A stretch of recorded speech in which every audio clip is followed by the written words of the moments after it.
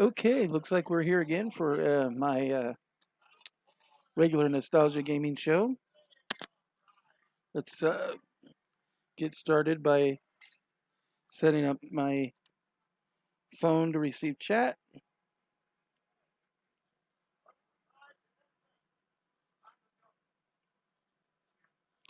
Uh, like I spilled some ice cream on my screen protector. Let's see. There we go.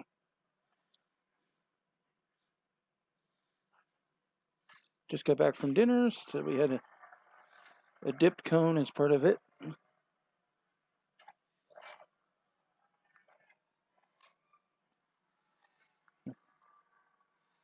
Okay, we're now at 59 followers, so I've made the followers requirement. Now I just need to get my average views up just a little bit further. If you do hear sound in the background, it's my girlfriend watching Doctor Who. The Peter Capaldi episodes. She's backtracking. So you might hear some of that in the background. It depends on how loud it gets. Let me go to the actual cam screen so you can see me. I'm here, as you know, earlier today I did an unscheduled show that was at about the hour and a half mark. I was getting ready to log out, and then I got a raid. Suddenly I had 60 people in channel. Kept going till about 3.5 hour mark before I finally finished to go take my cat nap. But that did bring my followers up from the 41 that we started the shift with to now 59 followers. And my average viewership went from 1.5 to 1.89 currently, but it still might be leveling out over the few days because it does take a little while, I think, for that to filter through. But hopefully we'll get some more views in here to help. It looks like we've got 2 people listed in channel already. One of those is probably my phantom viewer that always seems to be in channel but never says anything. But it could be somebody also watching on the sidelines. I definitely appreciate that because you do know it helps get my viewership up, which will help me make affiliate. I'm this close to affiliate now. For those who notice my t-shirt, it is the Game Year 11 t-shirt, one of the 3 colors available. The purple, my favorite color. We've got dice, masks, and all kinds of different things on the shirt. These shirts are designed by Chris Stewart with Polarities, and they provide the shirts for our convention every year. So you can contact Polarities if you want to try to get a back order shirt, because Chris does have some left, I believe, from this year. And then if you want to get next year's shirt, we haven't ordered any this year because we did not have a physical con this year because of coronavirus. But if you are a regular of our conventions and you like to get our shirts, contact Chris with Polarities because he can hook you up. And of course, we will have new shirts next year. We've already got dates locked in, and we'll be doing some more announcing of that a little bit later in the year as we finalize things to see what we're actually going to do for people this year as a kind of an online presence. We're still kind of experimenting with what our options are. We're not necessarily sure if we're going to do a virtual con or what, so we're working on that. But definitely come in and see. Let's see who we've got here. Say hi, everyone. Sophia Starr is on, which, those who don't know, that's my girlfriend. So, also known as Angel Gal or Angel Goth.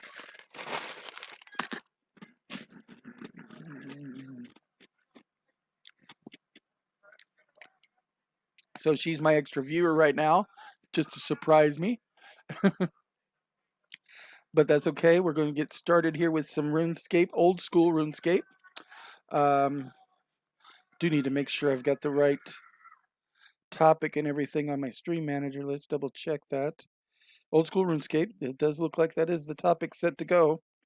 I'm going to go ahead and refresh that screen and just do a quick sound check here to see what I sound like once that refresher goes through, because I can turn on the sound temporarily just to hear myself.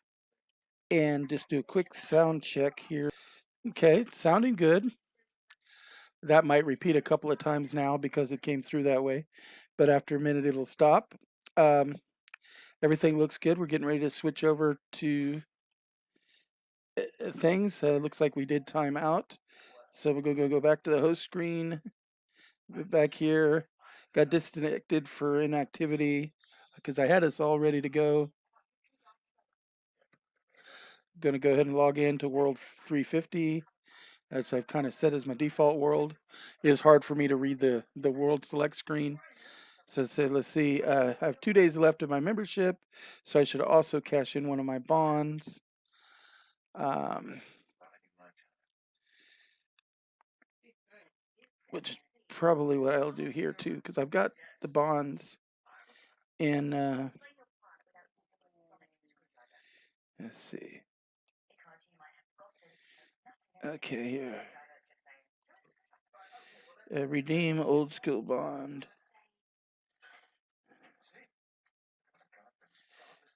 Redeem it. One bond will give me 14 days. Two bonds will give me 29 days.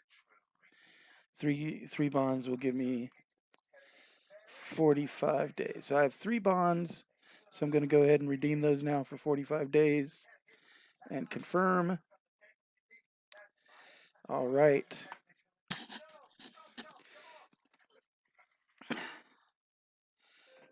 And then let's see, let's go here and we want to turn all this stuff in. Let's see, grab my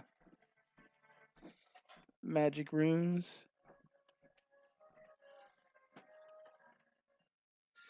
And let's see here. I have 67 coal. And that goes along with 60 iron. So that means I should be able to make 60 possible steel bars. So I'm going to head over to the refinery and try that now that I've got my smithing up to 30. And we'll go from there. Also, I'm going to stop by the Great Exchange real quick and see if any of my sales or purchases have gone through. I don't know if I've got much actually sitting waiting right now, but it's always a good idea to check. I know I was trying to sell a couple of blood runes.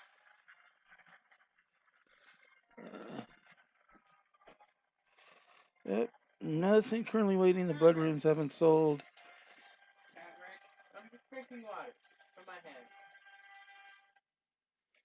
Let's see. Let's go ahead and sell those blood runes. And let's drop their price. Confirm.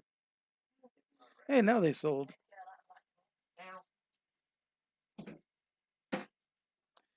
Okay.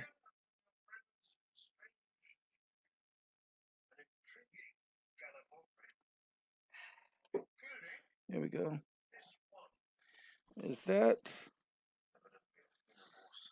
And just to save a little bit of time, let's take 10 coal and 10 steel. The rest is coal because I'm not sure how much coal to steel is needed for the making of steel bar. Coal and iron is needed to make the steel bars. But let's go ahead and take a look at the map here. Okay, yeah, there is no opening, so I need to go this opening down here. So let's go here.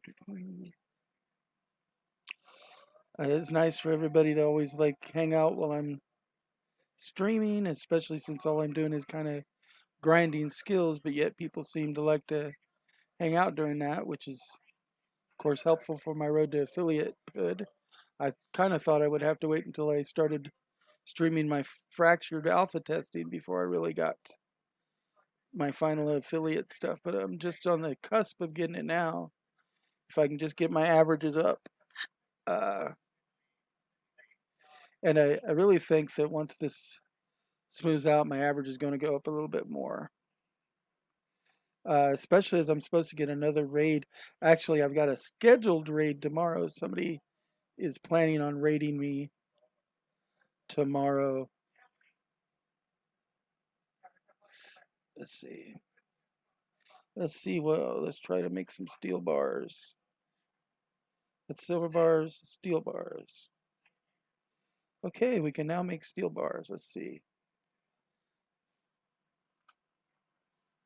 Let's see. Hello, friends. Yeah, because somebody else is in the channel now, because we're now up to 3 viewers. So if you're a new viewer coming into the channel, say hello. Okay. I did make some steel bars there. Like I said, I'm not quite sure what the recipe is for steel bars between iron and coal. I just know that it takes iron and coal. So I am going to take 10 iron, 10 coal, and I'm going to get another iron. It's really hard because they also look quite similar. It's much easier to go back and forth doing it here.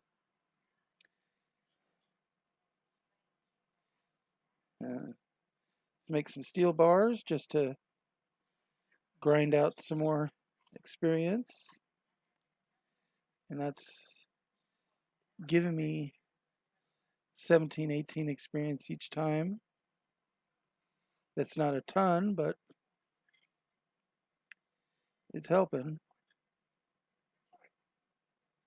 Are we done? Let's see here. What do we got? This is an iron bar, iron ore, iron ore, iron ore. So I need some coal now.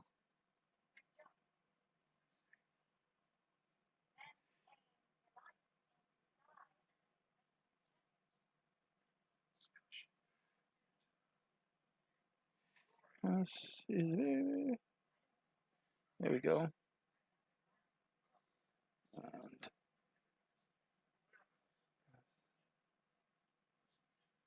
okay.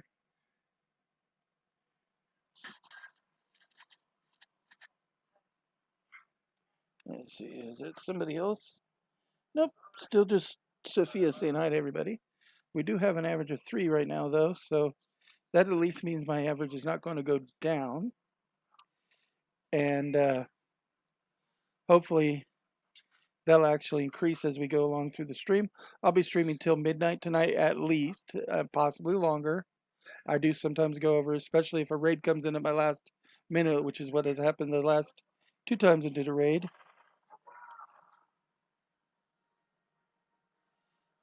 Me plus 2. Yep, that's you plus 2 people in here. Okay.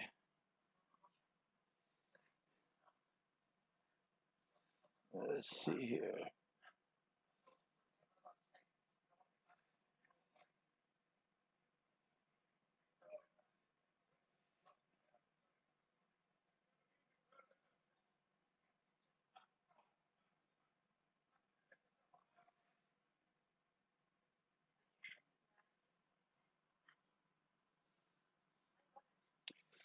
Yeah. Girlfriend's acting a little bit smart alecky there with her funny faces.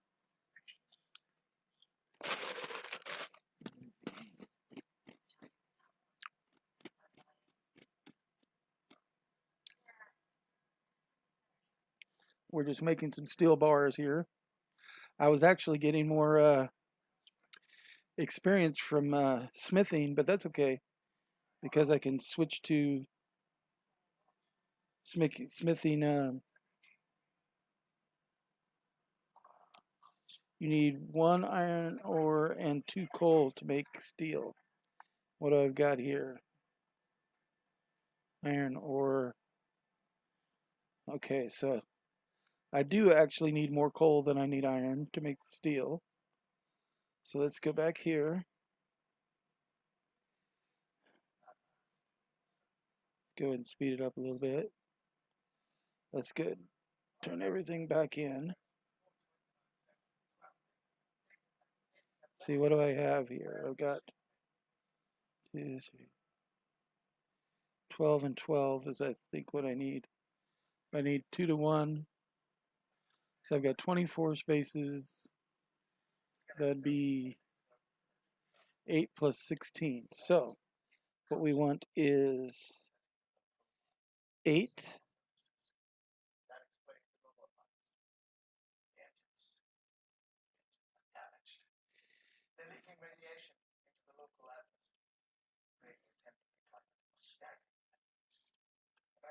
That should be a perfect mix to make 8 bars.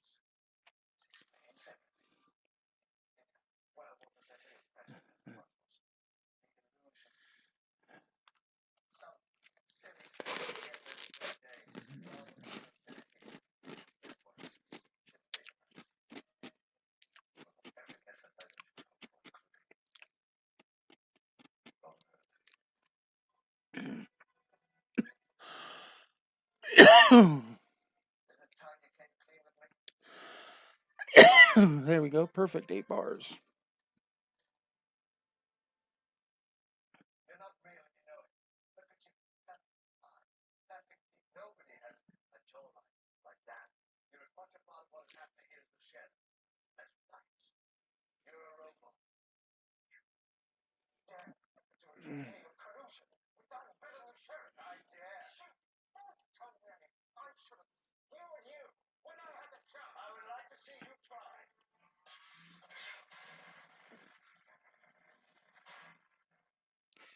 I think I'm out of coal. So I will need to go actually mine some additional coal.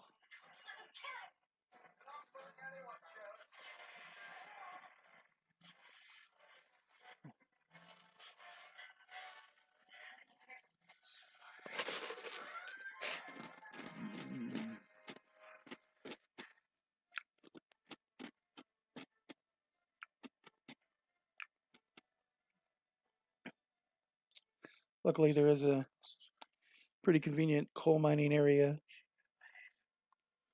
not too far away. And then I'm going to need some more iron ore too at some point. Let's see.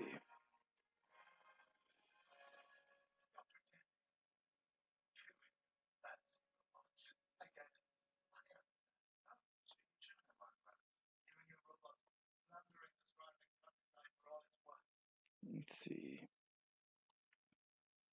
Adamant. That's the one I need. Okay. And let's see here. Let's get it down. I think I go around this way as the easiest way to get to the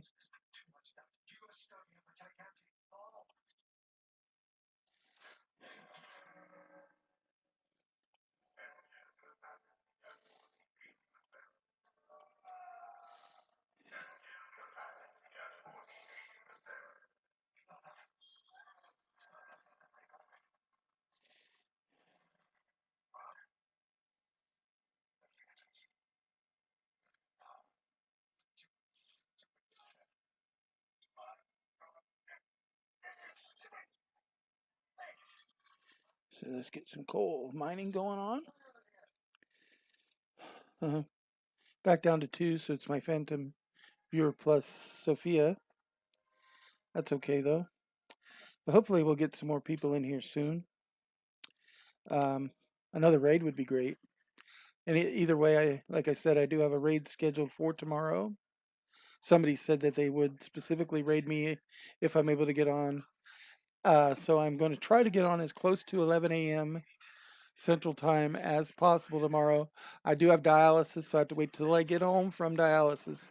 But then I'm going to try to jump in as soon as that is. Sometime between 11 and 12 o'clock, I'll be here and hopefully available to grab that raid that one of my Australia viewers is supposed to be sending my way. Um, and that'll help us out quite a bit as far as my road to affiliatehood. But I think by the end of this weekend, I should have affiliate the way things are going. Um, and I should have several of my skills upgraded quite a bit. Now, for those wondering when I am going to go start, oh, hold on. Hello there. You okay? Yep, I am okay. I'm looking for a or something. Just just passing through. Yeah, somebody. Well, I help an old pirate. Talk to Captain Arnav now.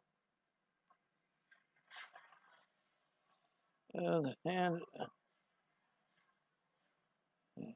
as and the lock on this chest is a bit too fiddly for an old captain's Arnav. Could you help me out? What do you need me to do? I'll help you unlock your chest. See what I have to do here. Our three comms. What you need to do for me is to match up each picture with the word underneath the column and then unlock the chest. Okay, so coins, bowl, and bar, unlock. Well done, matey. There's the right combination here. Have a little something for helping me out. What did I get? A gold bar? Yep, gold bar. That'll be good for making jewelry later. Those little side quests are good for those little oddball rewards. Like I said, I got lederhosen once. Not that that's very useful, but I got it. I haven't checked to see what kind of stats it has. It might help. But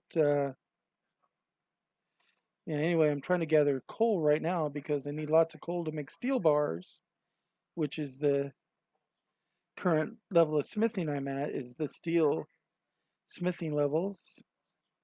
Also, I need to go talk to the smithing slash mining trainer in Lumbridge because he's supposed to have some additional information for me. Probably a quest. Back in a little bit. So Sophia's off for a little while.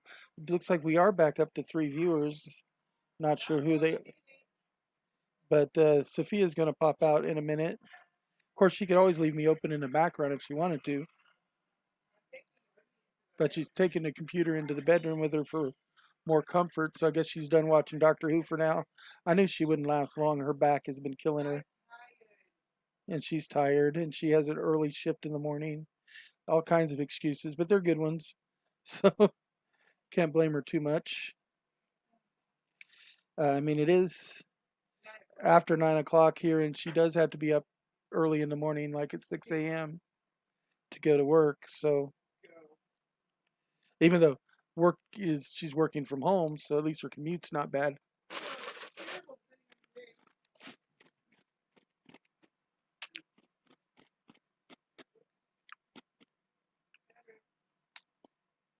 There we go. Oh, that's not what I want to do. I did not mean to talk to her.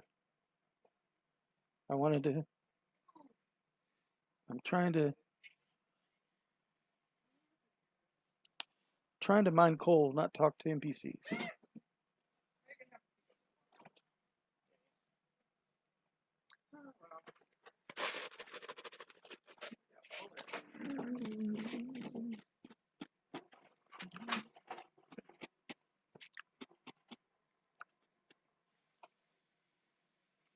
It's usually 10 or so before I really start to get viewers in here anyway, most days.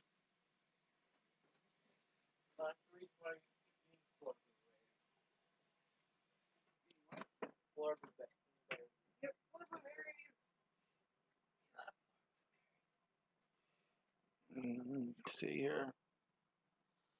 Ignore the talk about floor blueberries behind me. It's not something you want to hear about.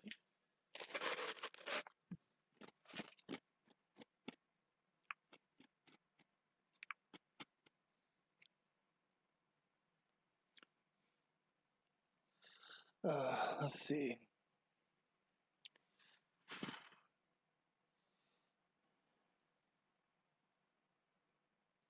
I do not have the music on in the background for two reasons. One, I can never tell how high I got to have my voice to go over the music before I'm screaming or incoherent with you guys is one thing. The other is I don't necessarily need it. If I was to play music in the background, I would be more likely to play something I wanted to listen to. But I do tend to send my shows over to YouTube, and I was caught by the YouTube copyright police the last time I did that. So I have to be careful what I do listen to in the background.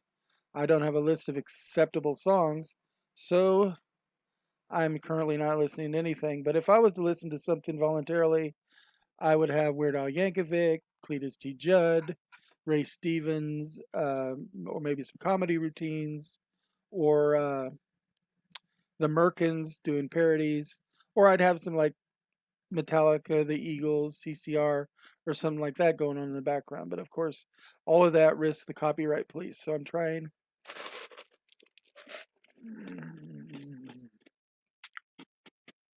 to avoid those situations. But that's why we're kind of silent. So all you get to hear is my voice. And of course, since there's no real active people in the channel, I'm just kind of rambling for the sake of rambling. But it does say that there's 3 people in channel. So maybe somebody's listening. They just may not have their keyboard there. I know I have been told after I leave Facebook to advertise that people are going to have it running in the background while they're busy doing other things. One, to help keep my viewership up, and two, to listen in even if they don't comment. So there's nothing saying that you have to comment when you're in the channel, of course. So that could be what's going on too. Like I said, I know my girlfriend is switching location. She's technically still logged in. Let's see. Let's run to the bank. I'll probably need to mine some more iron ore too.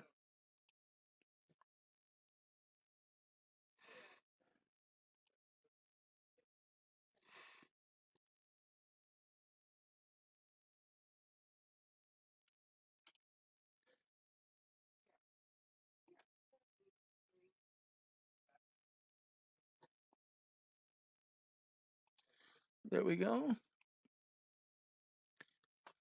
And go to the bank. Drop off all of my ore. Drop off my gold bar. Look and see. I've got 22 iron ore and now 23 coal. Well, I need twice as much coal as I need iron. There we go. Let's see here. Let's get the running going. And of course, my stamina's run out again. Because even with my having mines relatively close to where I'm going, the stamina is still quite limited.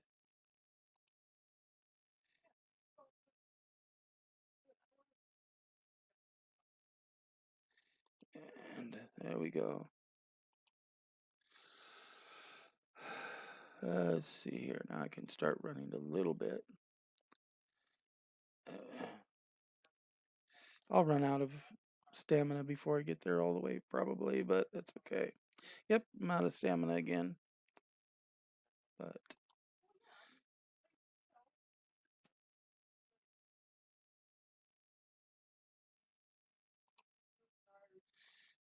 let's see. Get some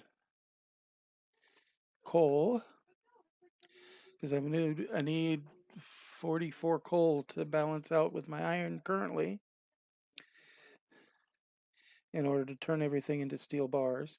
Now the steel bars only give me about 17 mining experience. So it's not like they give me a lot of experience, but that does then give me steel bars, which I can use to do some steel smithing, and the steel smithing will give me more experience towards my overall smithing goals and such. So, and that's how you grind out a skill. See, like we're now down to 2 viewers. That's okay. And that could be that Sophia did fall off, or it could be that somebody else left that was running me in the background, or maybe if my phantom went away. I don't know. Like I said, it's usually at least 10 o'clock before I start to get viewers.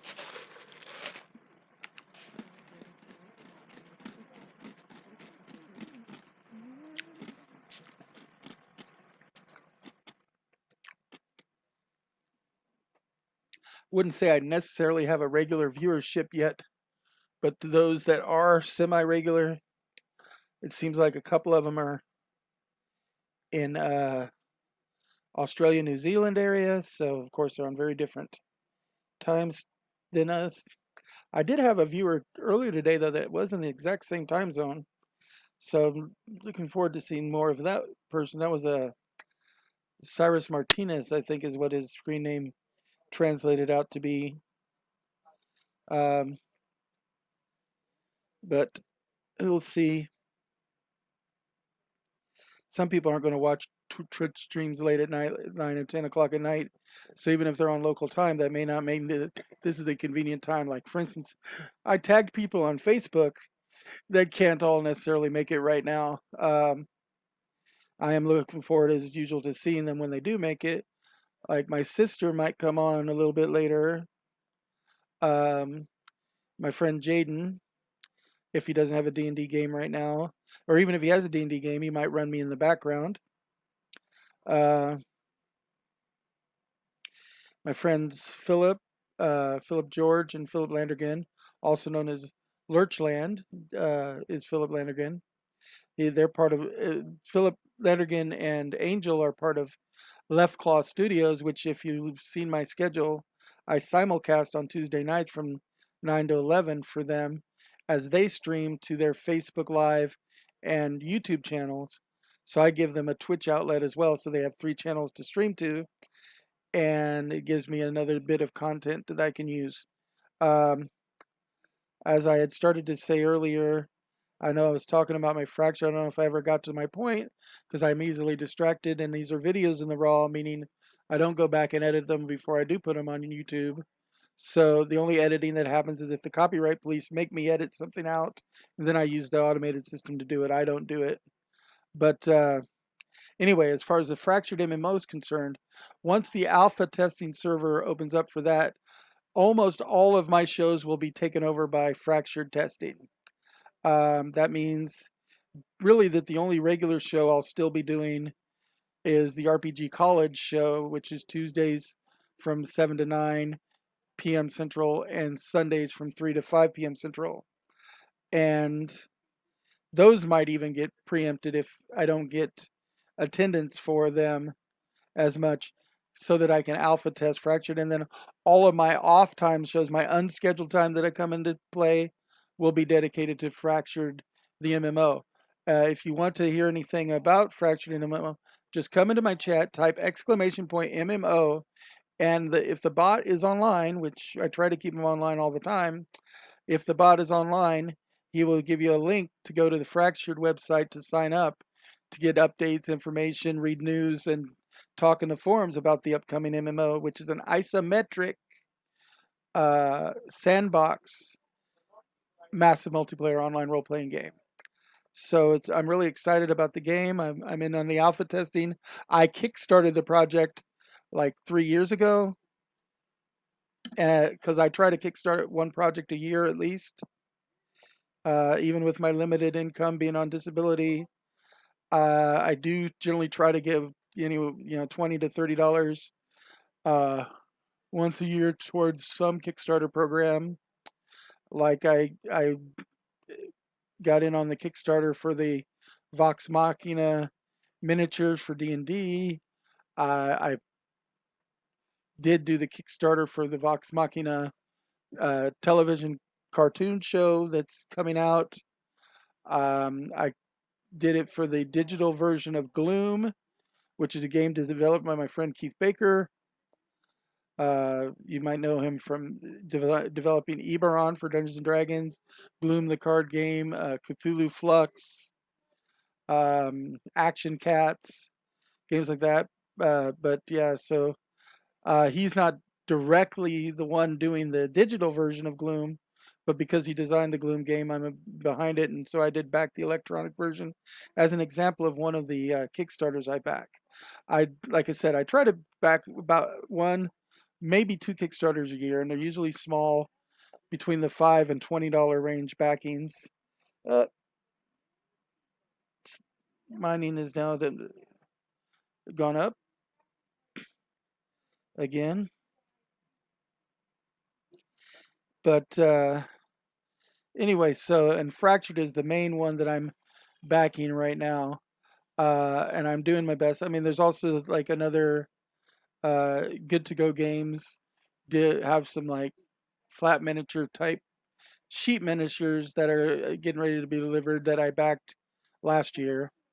Um, haven't done my backing for this year yet, but I'll back something this year probably, maybe. Depends. If I don't find a program, I don't force myself to back something, and I'm only backing between $5 and $20 a year. I'm living on a disability check of $800 a month, mostly. I mean, even with the stimulus check, I'm a little bit better off, but uh, I'm not, by any means flush.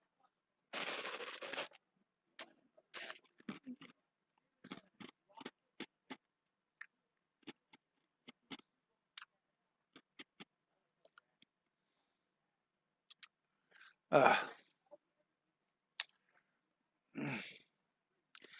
but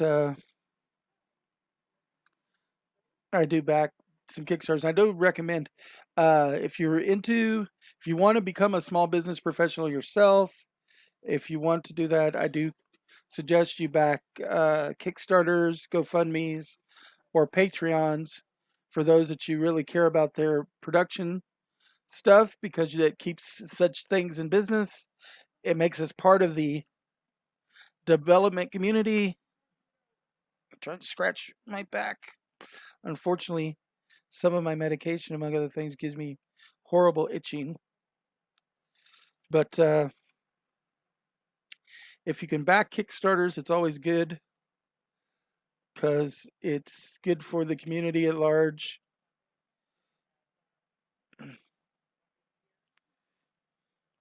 And keeps your hand in it, is as it were. And wouldn't you love to be on the credit for the backers of a great game or something? I mean, I'm excited when my name gets put on a project I work on as a beta or alpha tester or something. But even if I can just be one of the backers that helped make something like that happen, when I backed the Vox Machina cartoon, I was just excited to be part of that community that backed it. You know,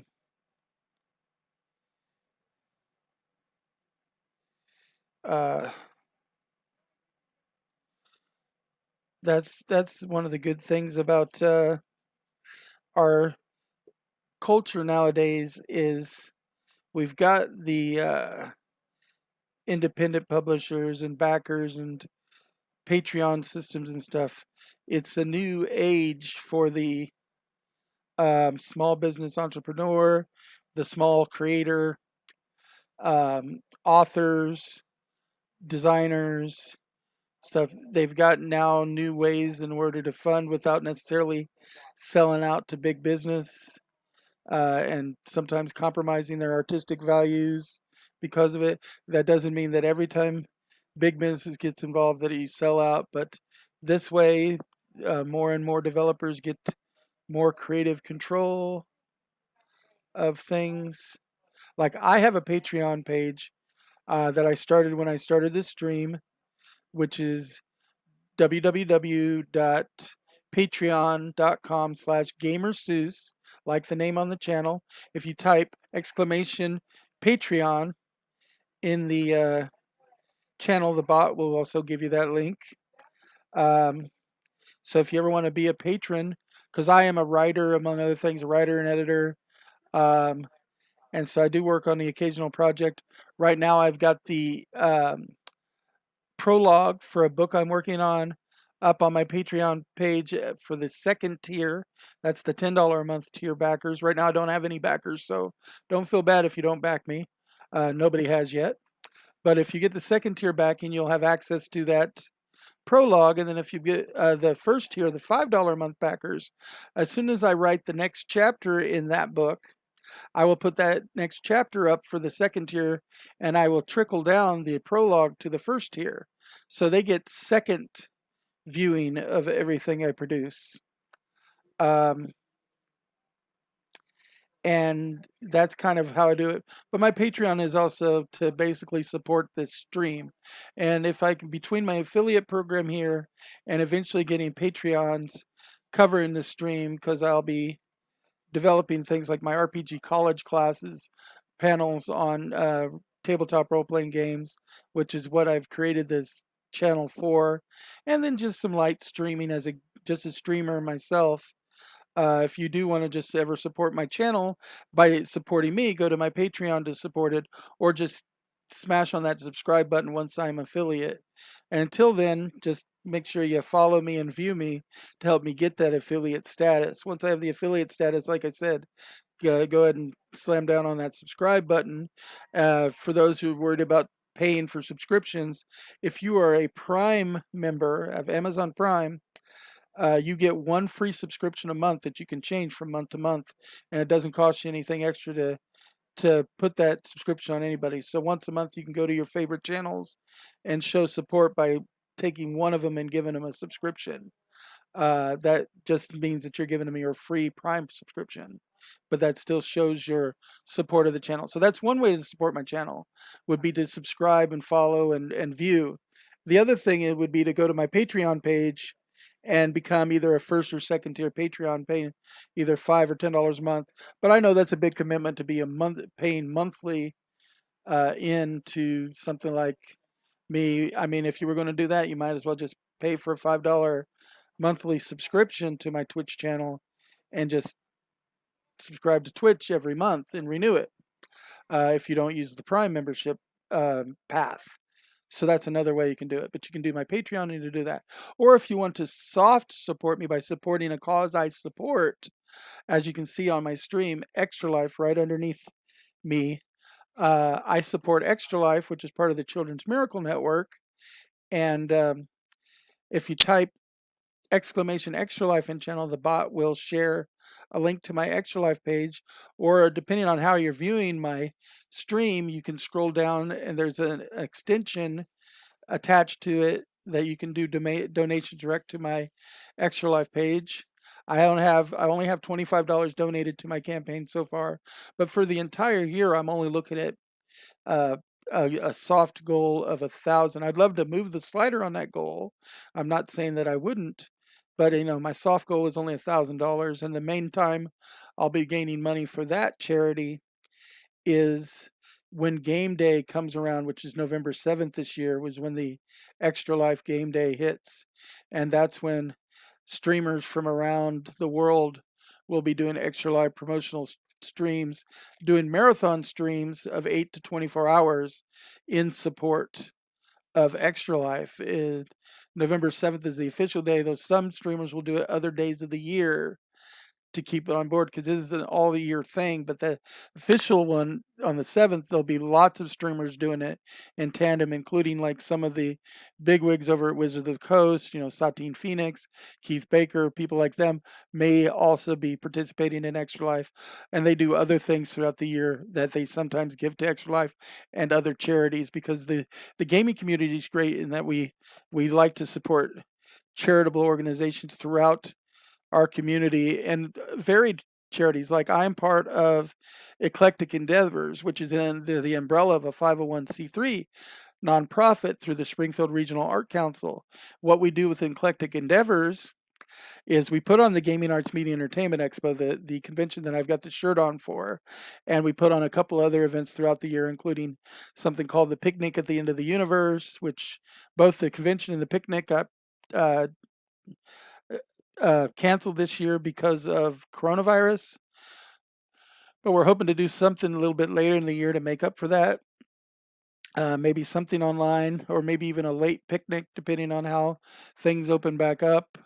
But next year we do have our dates set, and we'll be doing that. But the other things the Eclectic Endeavors do is we go to like libraries and game stores or school clubs or whatever, and we teach stuff like Dungeons and Dragons and figurine painting and scenery crafting and stuff like that. Other things in the nerd community, or we'll take our cosplayers will go out and take pictures with the community for different events.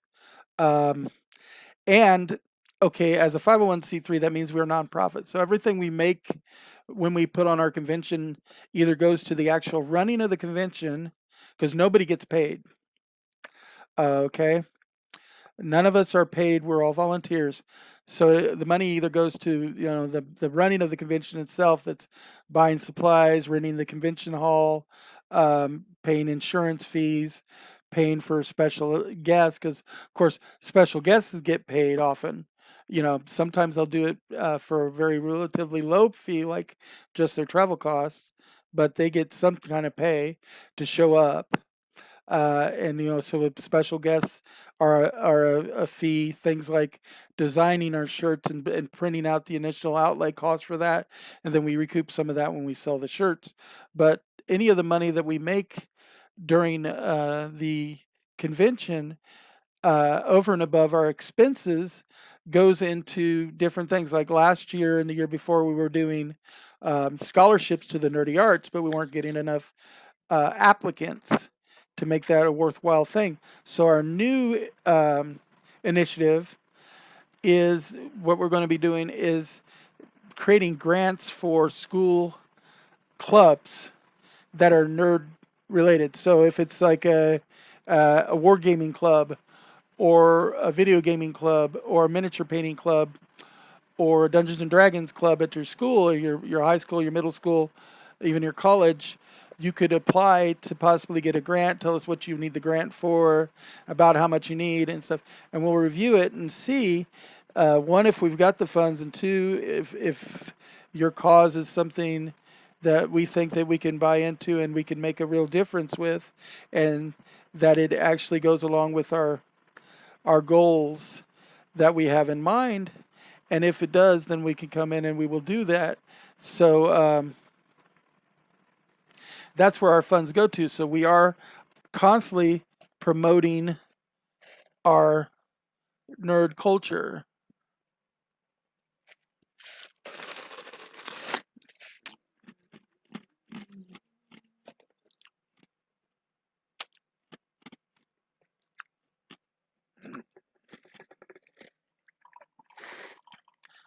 Pour the water runoff off of my ice chips, because I chew ice. I'm a dialysis patient, so I need to limit my fluid intake. And one of the ways I do that is, instead of drinking a lot of fluids, I'll chew on ice cubes, because an actual full cup of ice, once it melts, it only ends up being about a half to a third a cup of water.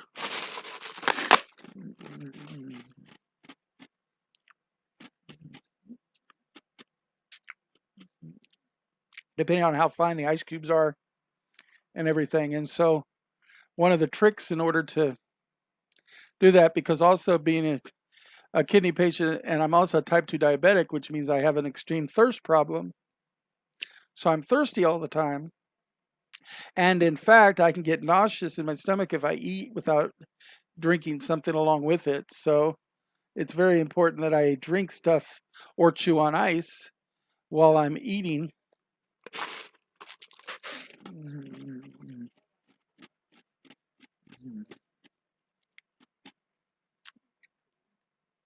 but I can more healthily maintain my fluid restriction by chewing on ice. And I get asked that from time to time.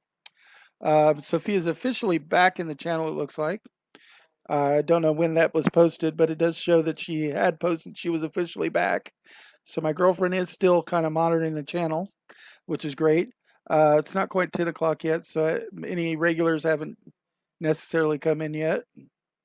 They don't come in like at the dot of 10 o'clock or any time really, because my regulars aren't absolutely regular yet. I'm still kind of building a following. I've only been, like I said, streaming for since April, and I've only been streaming old school RuneScape for maybe less than 20 days. And a part of that is I took a break because I was at the hospital for a few days. And part of that is instead of doing that, I was doing the previous alpha test for Fractured. So it's not constant with it, especially for RuneScape. Although it seems like a lot of my followers are specifically RuneScape fans, old school RuneScape fans. Seems to be there's a kind of a violent thing, not violent, but like a very hardcore thing. You know, you're either a fan of old school RuneScape or you're a fan of the new RuneScape. But rarely are you fans of both. I do play both, partly to compare and contrast. And so that's something that I'm into. And my semi-regular people that come in to listen to my stream seem to be, a lot of them are RuneScape, old school specifically, RuneScape fans. A lot of them will tell me never play RuneScape 3, but because of course they're kind of dedicated to this retro feel game that's been around since 2001. And I was an old player back in 2001, 2002 when it was new on the street, until I became more of an EverQuest player because I beta tested EverQuest. But I am back to this now. See, I've got 60 something coal now. Uh,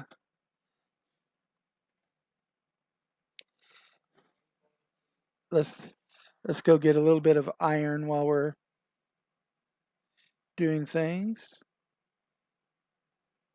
I think there's some iron in some of the rocks by the village over here.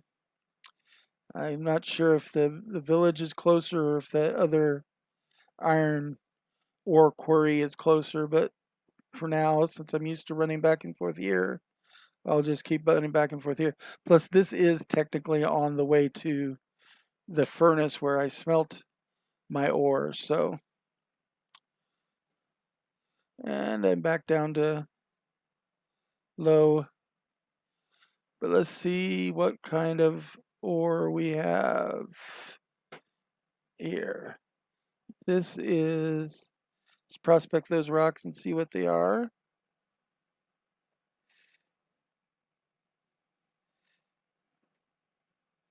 Okay, those are 10. So it looks like our choices here are tin or coal. So we're going to go ahead and just do more coal here. And then I'll go and get some iron ore from the other quarry. He said it's not super exciting what I'm doing, but when I had the 60-some people in channel, it wasn't exciting. All I was doing was crafting, just to grind out some crafting skill.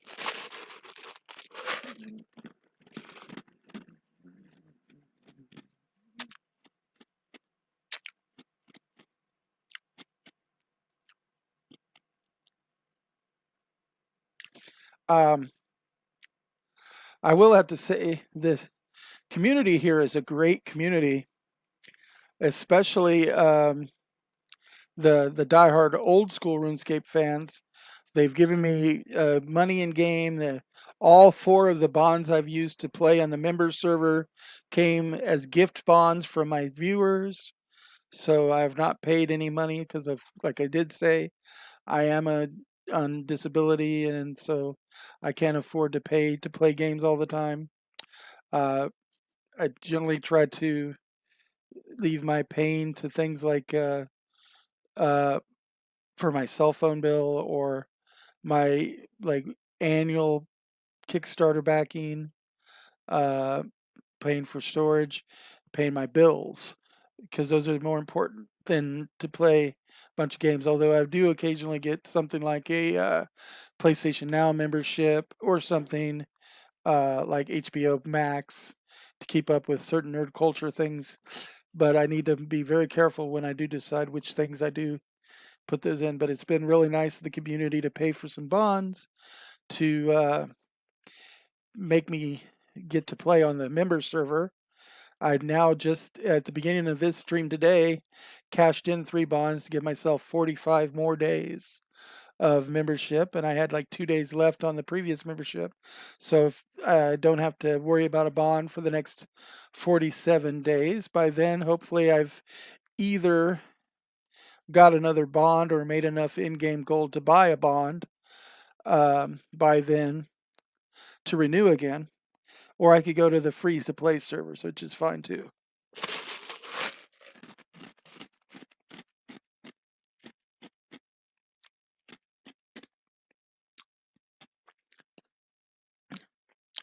But between money and magic items and bonds, they've been keeping me playing at a little bit higher level than what I would be. But as somebody did mention earlier, I do like to play the game my way, which means don't get frustrated if I don't follow your advice in channel, because some people want to tell me, oh, you need to do this quest and you need to do things this way, and I don't necessarily follow them because I'm approaching it like I'm an RPG player, and I'm a new player at this. I'm not going out and reading all the wikis and finding out all the things. I might go check a wiki to see the location of something if I can't seem to find it on the map, um, or to find the recipe for something just to confirm it. But I'm not going to go look at like what the most efficient method is for leveling up, like say mining or construction.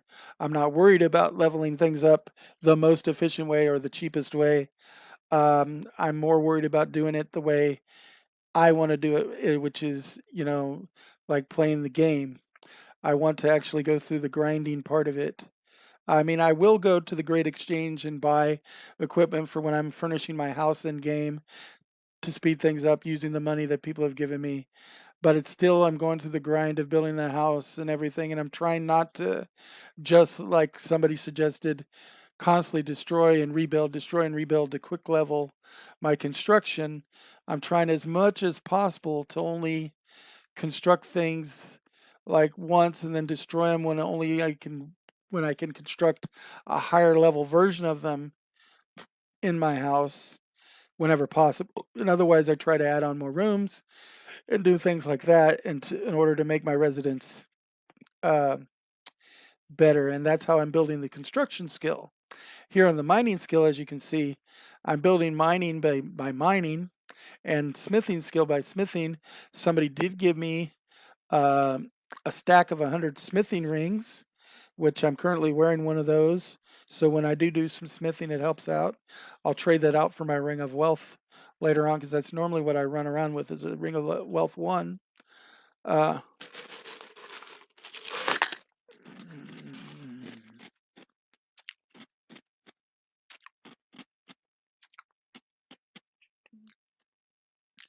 and I have worn a ring of recall before in combat. Uh, we've got 4 viewers now. Nobody other than my girlfriend has said hi, though. And she's actually in the other room, so uh, I don't even know, because of our IP address being the same, if I even get credit for her as far as it goes with viewers. But it's worth a shot, right?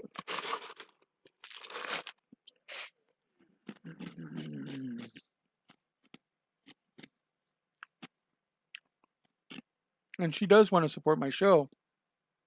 But I've got the followers thing nailed down. I've got 59 followers.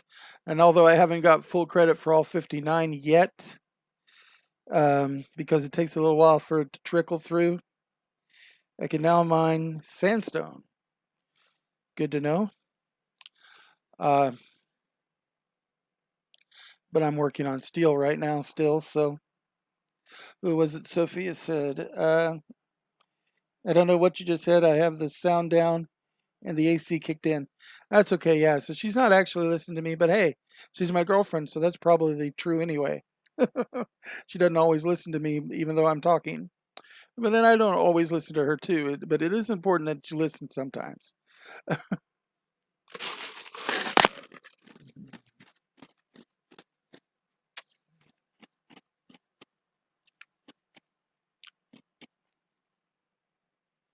She said, "Hey now," so she's trying to call me on it, but she knows it's true. There are times when she doesn't listen to me, and there's times when I don't listen to her. But we still let each other vent about things.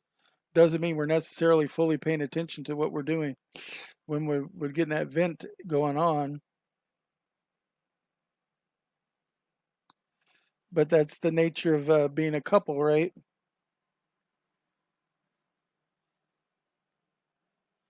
She started turning the sound on now, so now she can hear me, and now she's a little peeved at me. That's okay. It's all in good fun, right?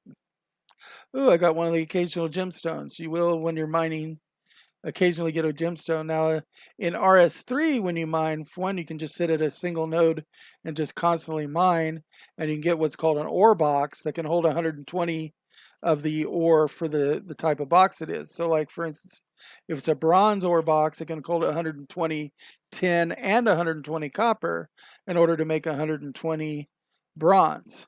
If you get the iron ore box, it can hold just 120 iron ore.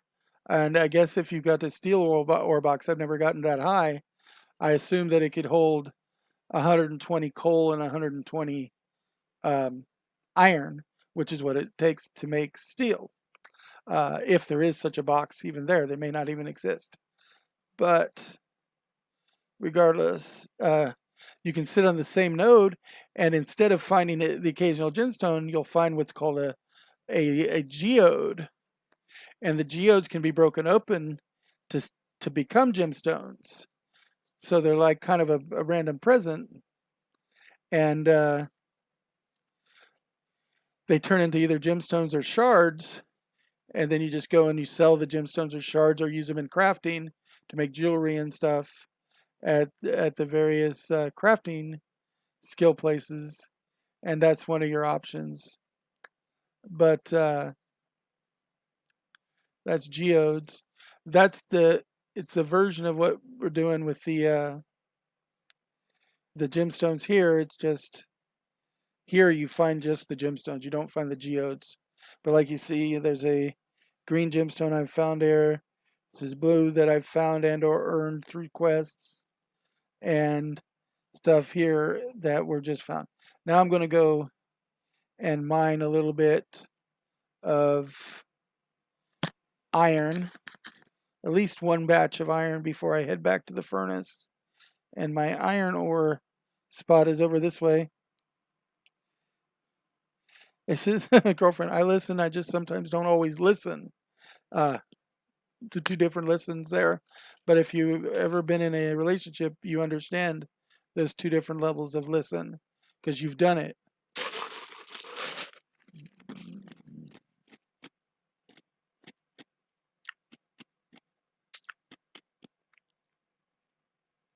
Don't say you haven't, because if you do, you're lying. We're going over here to where I can mine some iron. I've got 2 iron spots right here. Ooh, with this adamant pickaxe, iron mines really quick. Faster than the refresh rate of the 2 rocks, but I don't know any better iron spot right now. So, and this is nice and relatively close to a bank. I know where it is. Let's see. What does she say now? he listens better than someone I know did for 20. She's talking about her ex-husband. Yeah, because we actually do things as a team in our relationship. That is one thing. And we treat certain things as very important, like date night. Tonight was date night. So I did get off my stream earlier, took a nap. Then we went out to eat. And we went and had sushi at a nice sushi steakhouse, a hibachi grill place called Ohana's. We had not tried before. Every Thursday is date night for us. We go out and at least have dinner. And then we might watch an episode of Doctor Who, depending on if we get home in time, or an episode of something. At times, we've watched Critical Role together. We've watched The Masked Singer. When that's going, we have to watch The Masked Singer, and we watch certain other shows together. New Amsterdam, NCIS, Criminal Minds. When they were doing new shows of those, we would watch those together. We usually find one or two shows a year that we watch together, because it's important to do stuff both apart from and with your significant other in order to build and maintain the relationship. And she goes Team 4S, which is us. And the 4S stands for Seuss and Sophia's Sophisticated Sensations, which is our kind of our company name. What we do with Seuss and Sophia's Sophisticated Sensations, or 4S, is we do editing, proofreading, and also some craft towards like cosplay and stuff. So she does knitting and crocheting, and I can do wood burning, and we're going to be working on getting an airbrush and a couple other tools, a Dremel and things to make some special terrain, get a 3D printer, things of that nature. And we do these kind of services for gamers because we have a booth at Game Ourselves that we will rent one of the vendor spaces, and we do that. And like I said, we also will, for authors, we will do proofreading and stuff, and we do a highly discounted proofreading service compared to what a lot of mainstream editors charge, especially our first client charge. So if you're an aspiring writer out there and you've got a initial manuscript that you want us to look over and do for you at 4S, we can do that. And we do a two-part editing process. I pre-edit it first. So I go through the manuscript, and I have an eye for genre details. I'm the reader that reads for the enjoyment of it, and I look for consistencies in the genre storylines, and I understand that there's certain genre abbreviations or genre specific misspelled words that are misspelled on purpose because they're done that way in the genre, um, and stuff. So it's a different animal from what you're doing with regular editing. And then she goes and does the comprehensive edit with my notes. So you get a two sets of eyes on every manuscript, which is a big advantage to our service. The other thing is our discounted price, because for a first project, uh, minimum charge is $50, so 50,000 words. And a first project of 50,000 words or more, uh, it's basically it's $1 per thousand words um, charge is how it breaks down. So that means a 50,000 word document would cost you $50 flat for our first project. That's just first project. That's an introductory rate. It's kind of like our sampler to see how well we work together, you as a writer and us as your editing team. And then all future projects will be at a fixed rate of between $3 and $6 per thousand words, is how it comes down to, and that's for manuscripts over 50,000. Less than 50,000 words goes on a different rate, which is then you would be working on a short story or flash fiction rate, which is slightly different. But that's what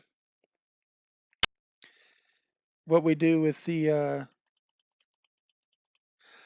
But the 50,000 words or more rate, like I said, we go to $3 to $6 per thousand words, depending on how we work together with an individual author, because different authors are going to require different amounts of work and effort for us.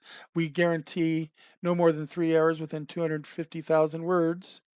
So we're actually offering a good service, especially since nowadays with the self-publishing thing, if people self-publish on like Amazon and stuff, you'll find that I read a lot of Kindle Unlimited books that are self-published, and there are tons of editing errors that make it through, misspelling, bad punctuation, and bad um, grammar that makes it through.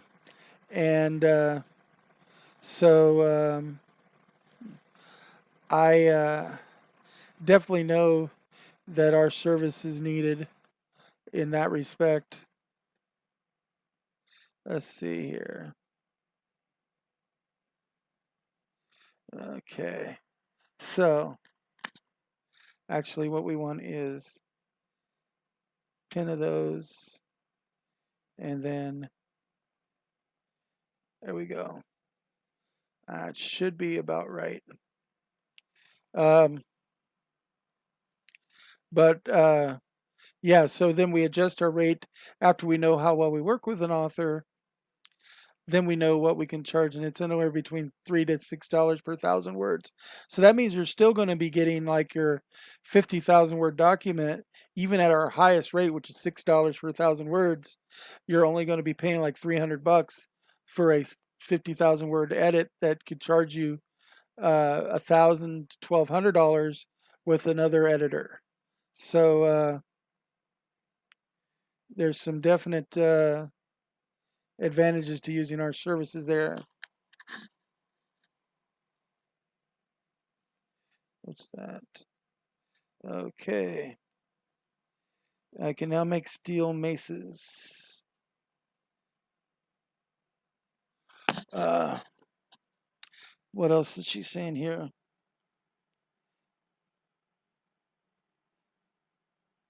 Yeah, how we interact with clients as editors is very important, because we want it to be a positive experience on both sides of things. We want to be, because it's not always the right fit. We want to make sure that we are the right fit for the people that we are helping. And how we do that partly is our introductory offer. Um, and that's why we have the introductory offer in the first place. And we do work to be as proactive as possible in regards to how we work with different authors. And so, and I've done some editing and writing work, and so has she, in things like, for instance, I did a complete write of an advanced rule book for a role-playing game, um, put out by Cactus Totem Entertainment, that's called the Advanced Mythic book, Mythic Advanced. And I pretty basically wrote that book. I mean, there was some starting material, but I added a lot of original material and rewrote what was there. So 90% of that book is me.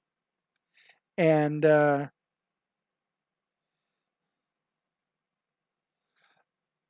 so I'm listed as the lead writer in that book. If you buy a copy of Mythic Advanced, you'll see that I'm listed there as the chief writer. Now, my girlfriend was the editor for the book, although they did not always listen to all of her editing advice. So she did a major overhaul of the editing of that book. And she is listed as the lead editor on that project, but she does not put them on her resume anymore, just because it's just not one that she wants to get behind all the time. Uh, just because of the thing. There's still great people over there at Cactus Totem, don't get us wrong. Um, they are wonderful people. It's just like with anything, it's partly the relationship between the writer and the editor. And some just writers and editors work better together, and some do not. Um, and we determined in our foray into everything that with them it's probably best not, um, which is okay. But we won't go over that anymore. Um, that's neither here nor there, and people in this channel don't care about that. I'm just grinding out some more experience. It's now after the 10 o'clock hour, so if I do have regulars show up, they usually start to show up then. And even it might be right at the tail end of my show when people show up, and then my show ends up getting extended because that's when people finally show up, and then I want to keep going. Because the last two times I've had a raid, because I've only ever had two raids, and both of them happened just as I was about to come out. One was at the tail end of a scheduled show, and I ended up staying for about an extra half hour on that show, but that was only a raid of 10 people, and they didn't stay around much anyway. They'd all pretty much trickled gone by the time the half hour was up. So that was okay. But this last one, 60 people came in with the raid, and and this was an unscheduled broadcast. I was at about the hour and a half mark for it, and I ended up staying until about the 3.5 hour mark before I was done.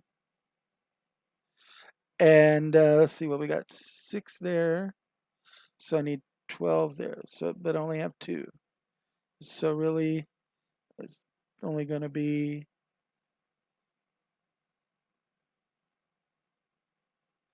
say I got 2. So let's just get 1, and that'll be it for steel bars. Then I can teleport back to somebody said something. I don't know if they were talking to me. I don't pay attention to this. Schlong Long, Schlong Wrong said whatever you you imagine, pal. So I don't know if they're in their. Oh, let's see. Ooh, Cyrus Martinez is here. What's up, Cyrus? Cyrus is the one that was here earlier. That is in the same time zone as us. So welcome, Cyrus. So yeah, so it's 10, 12 where you are too. Um, let's see. I want to put the hammer in there, and then let's see. What is this? This is steel bars. Let's go ahead and do all. Well, first, let's put these for my teleporting purposes, and then these. And we're going to go ahead and teleport back to Varrock.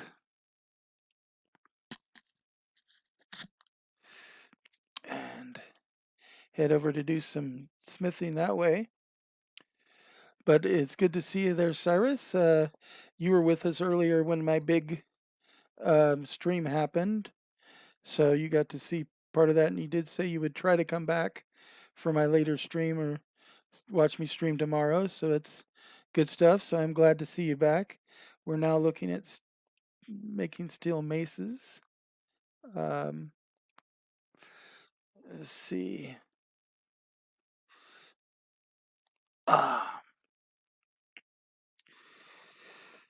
Just to build my crafting skill up. I don't remember how many bars it says it took.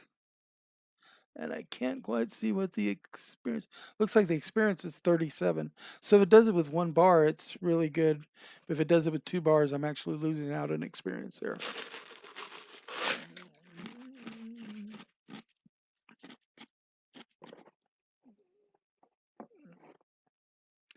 Get a napkin for under my glass to catch the condensation. There we go. There. But I'm doing my crafting experience thing. Just so it's just part of the RuneScape grind. But Hey, Cyrus saw something in my stream he liked. It looks like it's 1 bar at a time, so that's good. Let's go back to the bank.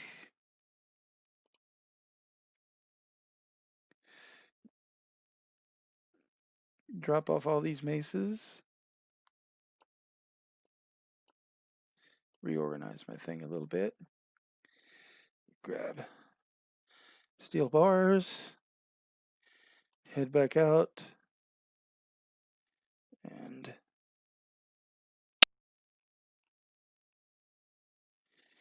we're at steel maces. That's 1 per bar, it looks like. So at 37 experience per, it's actually doing a good experience rate.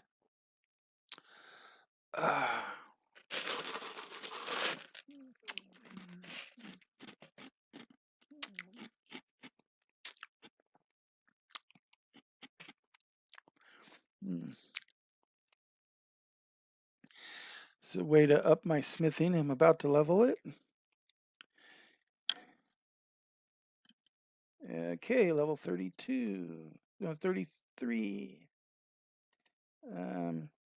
I can now make iron plate bodies and steel medium helms, and members can make steel crossbow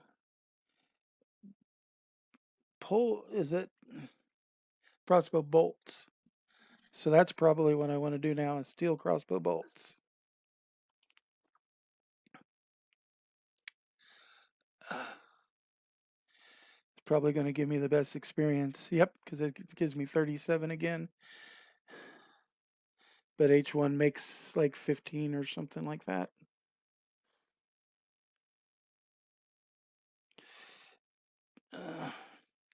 Still keeping true with mostly 3 viewers for most of the show so far today. And that's cool. Been nice if we get a couple more because when things even out, I should be making affiliate by the end of the weekend. Right now, it has my average viewership at like 1.89 after that big raid earlier today when I had 60 some people in channel. That will slowly filter in. I'm not sure exactly the calculation they do. It's not a true average, it's a weighted average, I'm sure, that they use when they invite people to the affiliate program. But I am on my way to it. And it's because of you, the viewers and listeners out there, that I am. So thank you so much.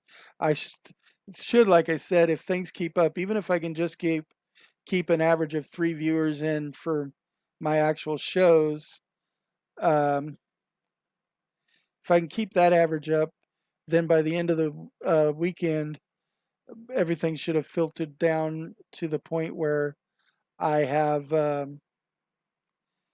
made affiliate. And that's like I said, one of my short-term goals here is to make affiliate on Twitch so that you can start smashing that subscribe button if you've got subscriptions. Like, for instance, if you're a Prime user, as I've talked about before, all Amazon Prime users get 1 free subscription a month.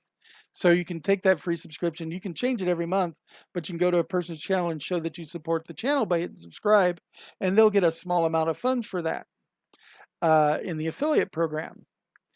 And so you can't get that subscribe button until you make affiliate. And so that's one of my initial goals. You can also support my site by going to my Patreon, which is www.patreon.com/GamerSeuss, just like the channel name, GamerSeuss. And you can be either a $5 a month or a $10 a month supporter for my site. And now, if you're a $10 a month supporter, right now you'll get a preview of the prologue of a book I'm writing on in the lit RPG genre. I haven't done any writing on it in over a month, just to let people know. It's, for one, I haven't got any Patreons to listen and comment and give me any feedback on them, and that's kind of part of what the Patreon process is all about.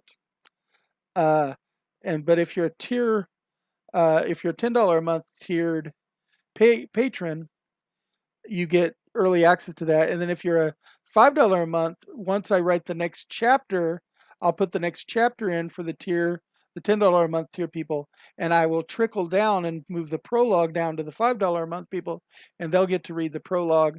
And then as it goes with each project I do, I will do the trickle down. I could have 5 or 10 or 8 or 12 or whatever projects going on. Each individual project will have that trickle down kind of thing going on. I'm promised right now to only have 2 levels of patrons.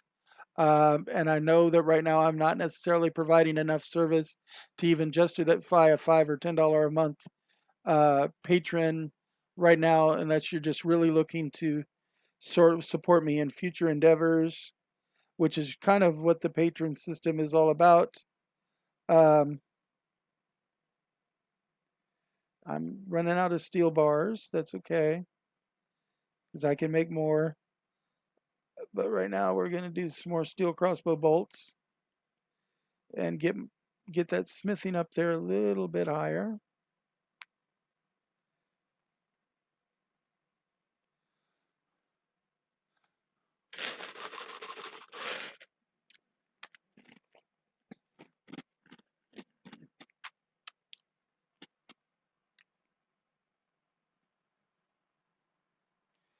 But I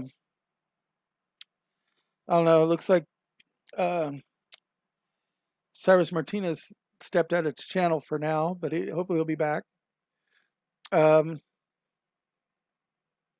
but yeah, anything you can do to help support my page, or if you don't want to support me directly, and that's fine, because that's not the only reason I do this. You can also support Extra Life, which is the charity of choice that I've chosen, and that will go to the Children's Miracle Network in my local Springfield area through the Cox Medical system. So it'll help children that are basically hospital bound in various ways, and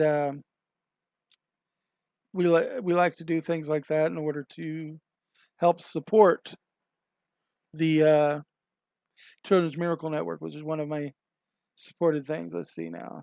Let's go back to iron,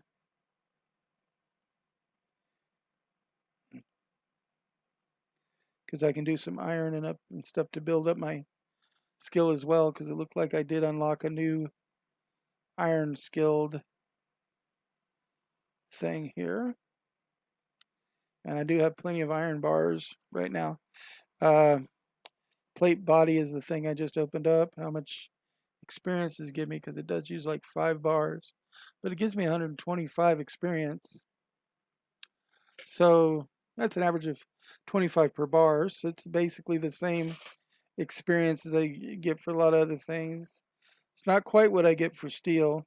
I can now do steel short swords, steel nails, and members can make steel dart tips. Okay, so steel dart tips are the next thing on my steel list once I can do them. Uh, but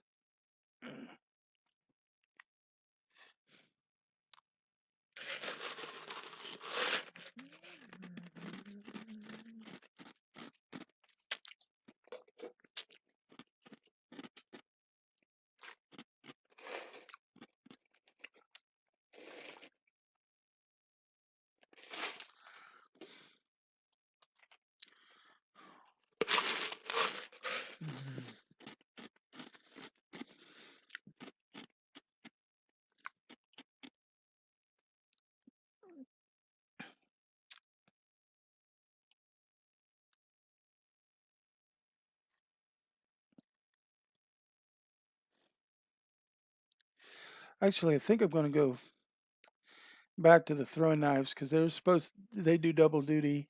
They give me 25 per bar, and then later on you can use them for range training. And they're supposed to be really good for that. So,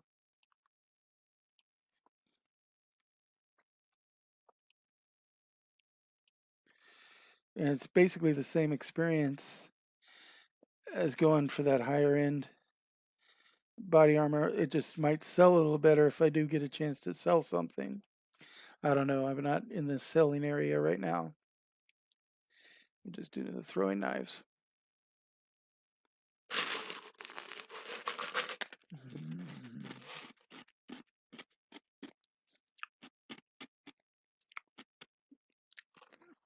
We're about halfway through my normal nostalgia gaming show because it does go from 9 to midnight and it's about 10:30.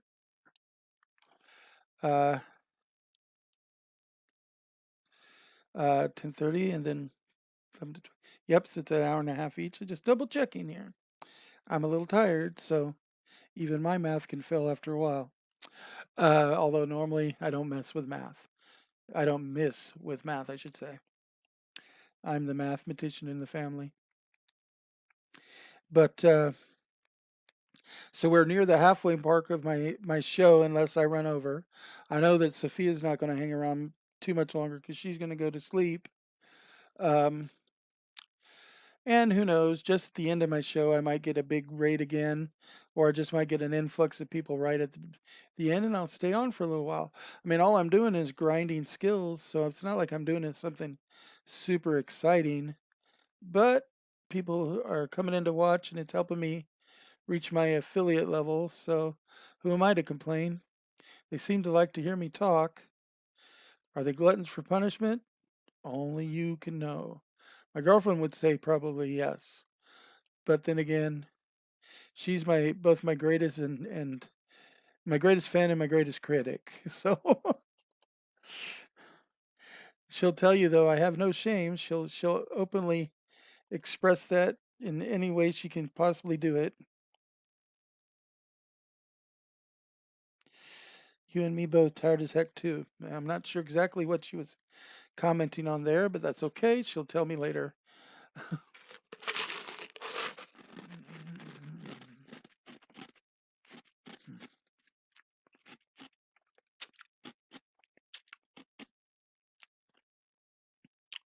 No shame. I knew she was going to say that because she knows I have none. I used to do a show called Quarantine Karaoke until the copyright police got me on that for some of the music I was karaokeing. I guess is copyrighted and they didn't want to allow it for YouTube. And even though in Twitch Sing has dispensation so you can do singing and music on the Twitch channel, you cannot then do it in YouTube um, without permission from the original artists. And so I had to let YouTube edit some of that stuff out of some of my old Twitch stuff, and I don't even think I'm completely done with all the editing on that. I need to check up on that because it takes so long to do it that I have, and they'll only do one at a time. But because they're muting out the part that's copyrighted so that it's legal again. Um, but ever since then, I dropped the quarantine karaoke show just because I don't want to deal with the copyright hassle. And I understand. I mean, I know the artists want to get paid for their work, but when it's something like parody or karaoke, technically speaking, parody is allowed as long as you change something by at least 30%. You're not in copyright infringement, but that doesn't change the fact of the YouTube copyright guidelines that YouTube has that are separate from necessarily what the law might be. And she hears me in a delay because she half hears me from the other room, and then she half hears me on her speakers on her laptop because she's listening to me on the laptop, but she's also just down the hall from me, and she can hear me because my voice carries, especially when the AC is not kicking in. The AC kicks in, there's a little bit of a barrier because she can hear the AC over me. But then when the AC doesn't kick in, she can hear me from both with a delay on one end. So it's kind of like a staggered stutter. Uh, so sometimes it could get confusing, I guess, if she didn't focus properly. But yeah, I'm just grinding out my skills.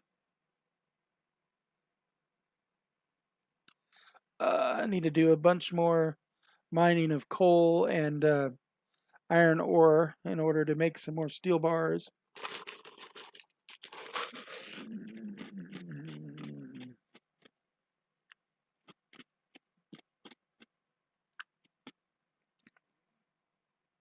And then I do need to get back to building on my house. Let's see, we're now on steel scimitars.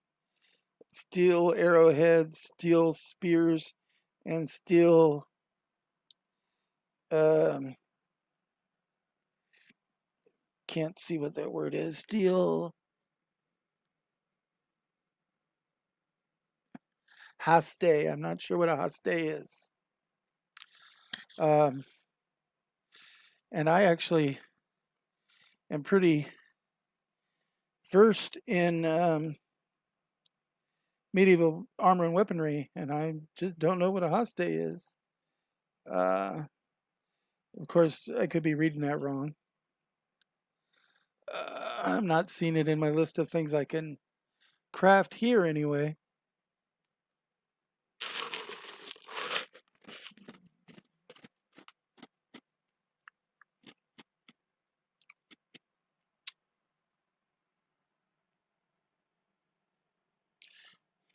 Hey, Did the Bomb is here. What's up, Roman? And he has a raid with a couple of people with him. So it said he brought 2 people along, but my viewer hasn't updated yet. They may not have all made it along.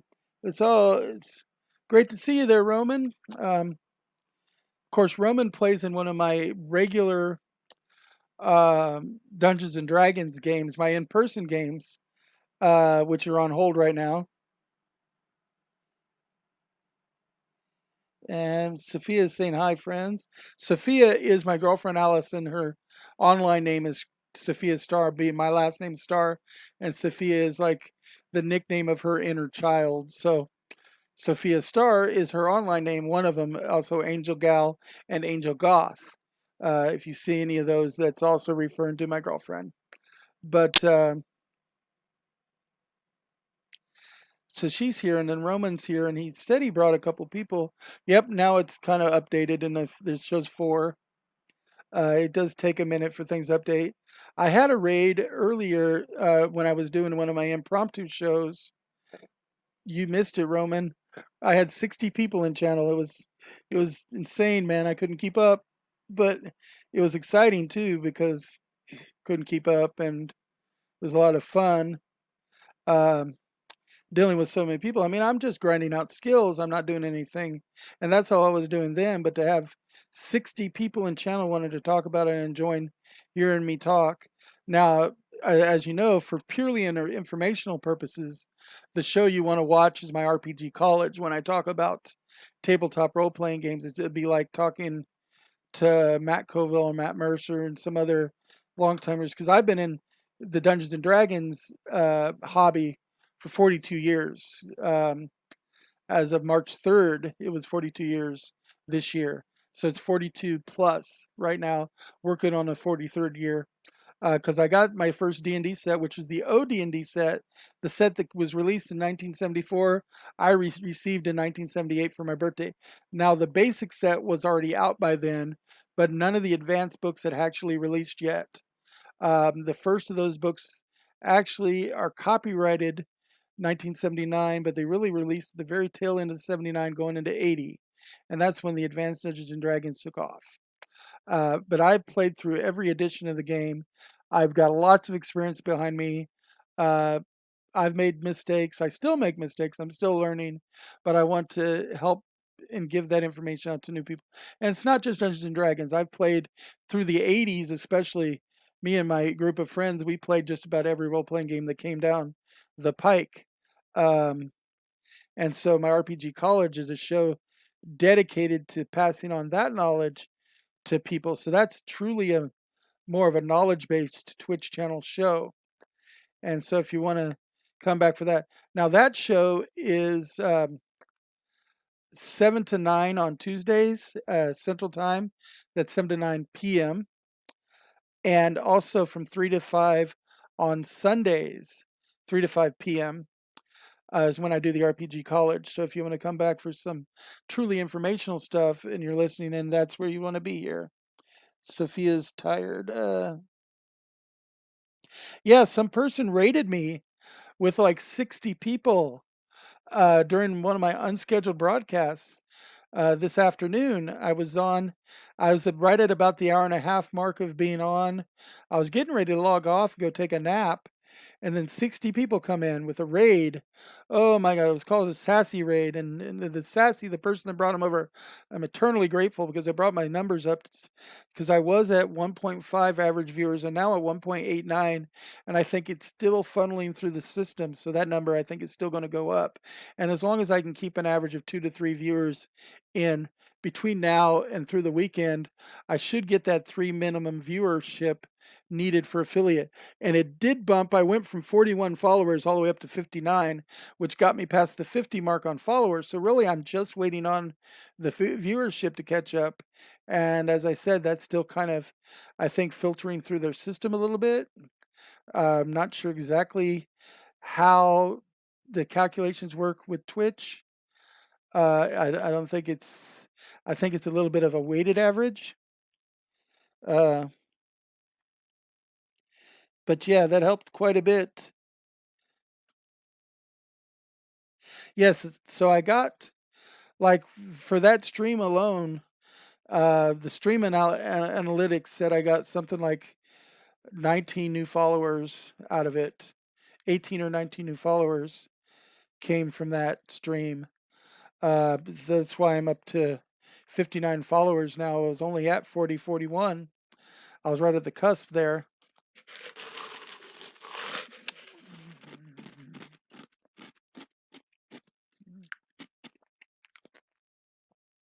But it's really righteous because that means that by the end of the weekend, I'm almost guaranteed to have made the qualifications for affiliate, depending on how they do the weighted scale for the viewers.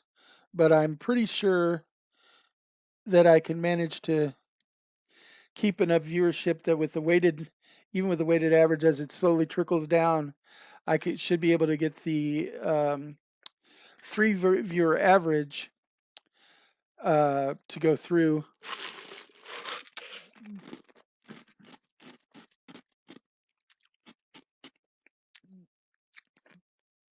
And be invited to affiliate, especially since tomorrow I have an unscheduled, but one of my Australian listeners is planning to raid me at the end of his stream at about 11 a.m. our time. He's in Australia, but he's one of my semi-regulars called Smoman, and he's going to be ending his stream, and then he's hoping to bring his raid over to me. And he wanted to make sure I was going to be streaming about that time tomorrow. Now I'll be just getting back from dialysis, so I'm going to try to get in sometime between 11 a.m. and 12 noon in order to catch that raid as well, because that raid will also help my numbers and pretty much cinch it for me. If I get another raid of even just like 10 people, that should keep the weighted average going and clinch it for me so that I get affiliate.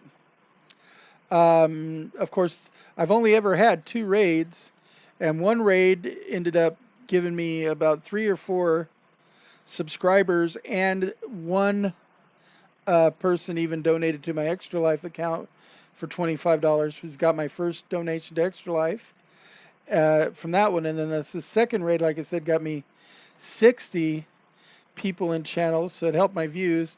It went from 41 followers to 59, so actually 18 new followers aggregate, and it's still trickling down as far as the average viewership goes and how that affects it. So raids have been really helpful for me, and now you just did a raid and it was just 2 people. Not that it's not appreciated, it's still appreciated. Any raid is helpful, and it bumped me up to 4 for a little bit.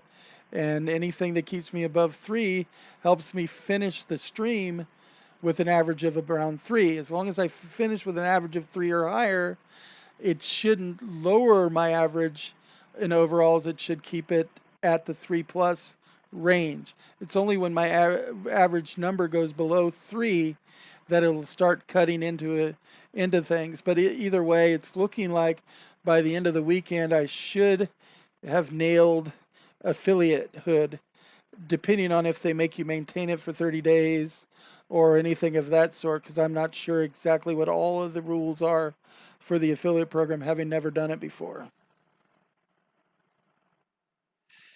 But like I said, between this, the raid that I'm expecting tomorrow, between 11 and noon if I can manage to get home in time to do it. I will tell my ride that for once I'm actually in a hurry to, oops, I think I clicked on that a little bit too quickly. Yep, that's okay. Has it changed with my fire staff?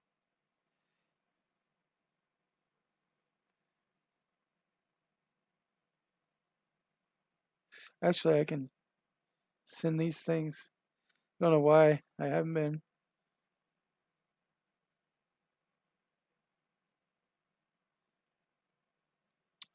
Just for expediency purposes while I'm grinding. Uh, I don't need my runes. But yeah, so anyway, yeah, we're working our best to get my stream up to affiliate level. Okay, I'm at 36 smithing now. I can now make steel long swords. Members can also make steel studs, steel javelin heads, and steel crossbow limbs. Okay, so steel crossbow limbs is probably going to be the high-end thing that I can make. Um, Still, I think the best thing I'm going to do right now for iron is these throwing daggers, throwing knives. My little condensation napkin keeps sticking to the bottom and then dropping. I mean, all I'm doing is grinding out skills. I'm not even doing anything super interesting, except when I'm talking to people, and people, I guess, they like the tone of my voice. They find my. Someone said I was wholesome and welcoming. Uh, don't know how I want to take that, but I guess I'm a wholesome, welcoming kind of guy. Um, but if you're truly out to get information and an informational thing, either come to my RPG college or come to one of my alpha testing streams and get information, because I'll be alpha testing Fractured here. July 16th will be when the alpha server opens up. Then all of my other shows will get superseded, except maybe RPG college. And that one might still be, depending on attendance, by alpha testing. And all of my extra time will also be spent alpha testing. So every time I stream, pretty much, I'm going to be in the alpha server as long as I'm able to connect, um, which is a thing, because during the day while my girlfriend's working, I don't have use of the household internet. I have to use my phone internet. If Fractured takes too much of that uh, during the day streams, I might end up streaming something different just because of bandwidth issues, um, and what my phone as Wi-Fi can support. So that's also a consideration, because she works from home and she has priority on the internet while she's working.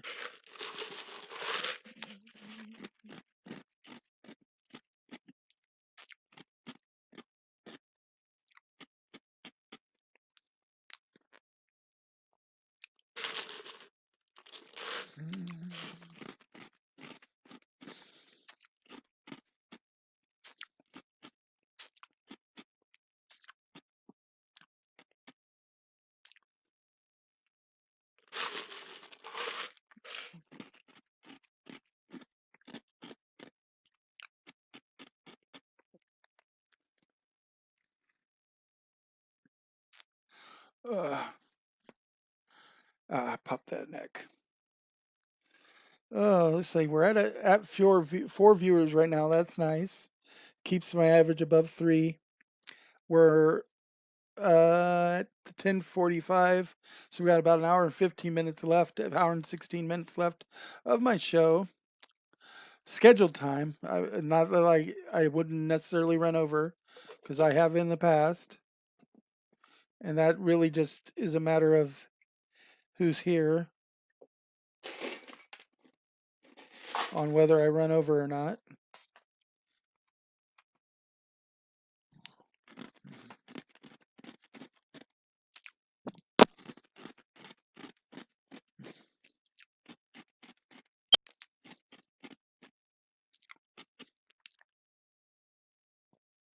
But let's see, get this grind going. Uh,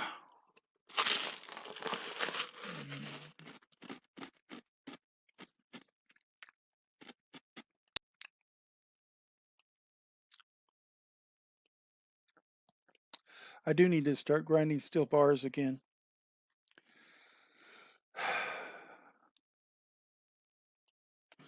Which will raise my mining and smithing a little bit slower than what it's raising right now with the making of the throwing knives.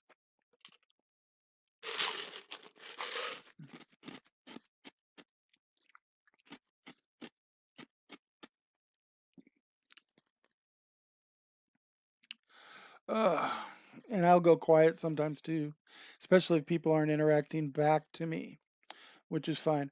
I am a bit of a night owl, but I do have to be up early in the morning to go to dialysis, which is why I set the show to go to midnight, knowing that I might run over a little bit, but I do need to get an hour or so nap in before I go to dialysis. Now, I have sleep issues. I have chronic fatigue syndrome, but I also have insomnia. So I'm rarely can I sleep more than an hour at any given time. So I'll take an hour cat nap and I'll come back out and do some stuff. Go take an hour cat nap, come back out and do stuff. And I got to be up at 4:30, 5 o'clock in the morning to get ready to go to dialysis every Monday and Wednesday, Friday mornings. So on Tuesday and Thursdays and Sunday nights, if I stream, I have to realize that I am eventually going to have to get to bed to get that little bit of sleep in before I get up.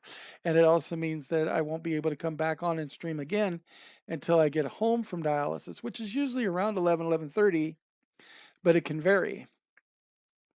Um, but that does affect things. Hey, beautiful. Hey, Godzilla Willie, how you doing? Good to see you again. Godzilla Willie's back. I remember, of course, because my nickname in the carnival was Godzilla. So, of course, anything Godzilla, and I'm a huge kaiju fan anyway.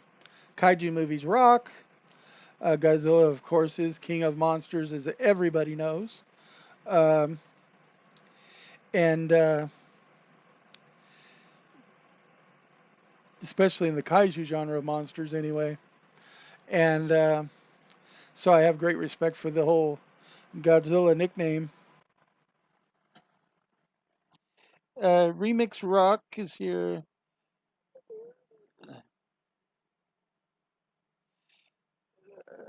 Mashallah, that was a massive dub, Habibi. I have no idea what that means, but some of the slang nowadays is beyond me. I'm 49. I guess I'm old when it comes to that kind of stuff because I have no idea. Uh,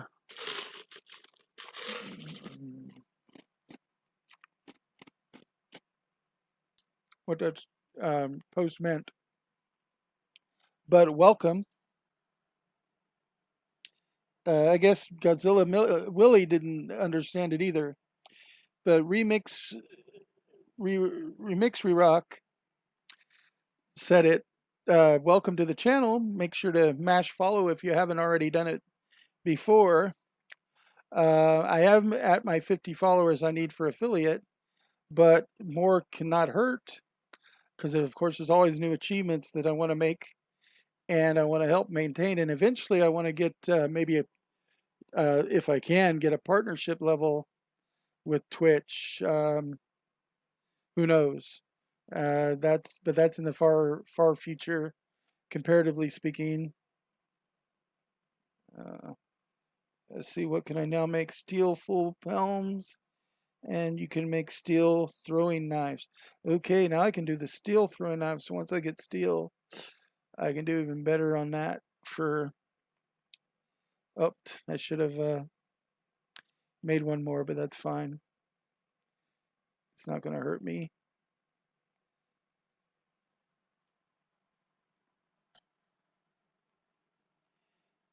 Follow this man, people.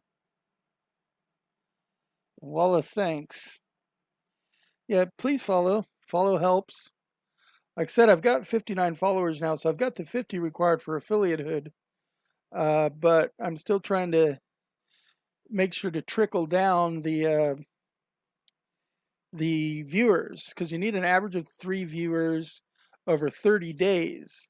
Now, I had a show earlier today where I got up to 60 some viewers. It said 62 was the max at one point, according to my um, stream summary that came through. And my average there was some like 7 point something for the stream.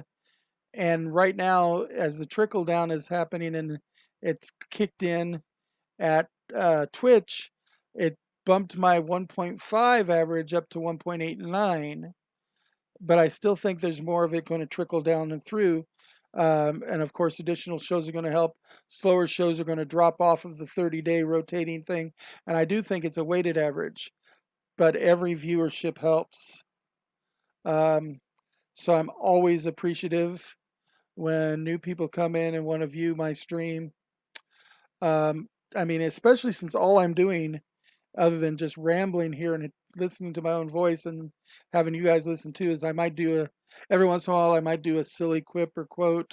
I might do a silly voice, like when my sister Erica and my buddy Jaden were here last.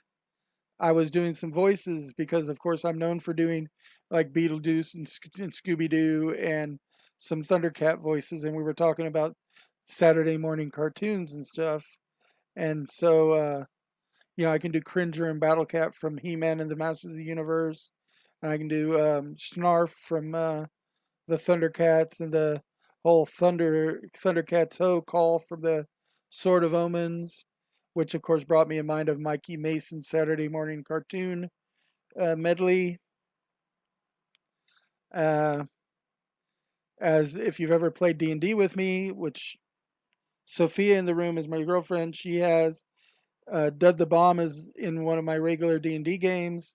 They know that I'm a big voice person in D&D. A lot of my dwarves have the Scottish brogue accent. Some of them have a Scandinavian. Um, I'll do like when I play gnomes, I'll talk like really, really fast and with a higher, squeakier voice. Um, I I've done the laid back, surfer dude kind of voice talking. When I play like I have Eltran, my character who's a furball druid, and he'll talk with a deep kind of gravelly voice. Um, and So a lot of different voices go into my gaming. I'm a big proponent of the voice acting part of it. Uh, and so sometimes that's what you're going to hear on my stream. What you hear on my stream is me ramble, though, mostly. Because as far as seeing stuff, you're not seeing anything really exciting on the screen. I'm just grinding out skills. I might be grinding out combat at different times, but I'm just grinding because, especially this is an MMO that's real heavy on the whole grinding part of things. And that's what a lot of MMOs are. It's a lot of grind. If you play MMOs, you know that grinding's part of it. It did look like we got up to 5 members there for a minute, but we're back down to 4.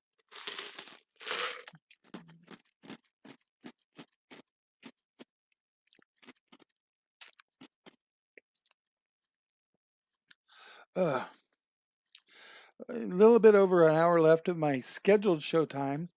I'm sure Sophia's going to be logging out soon to go to bed because, like I said, she's got to be up at 6 a.m.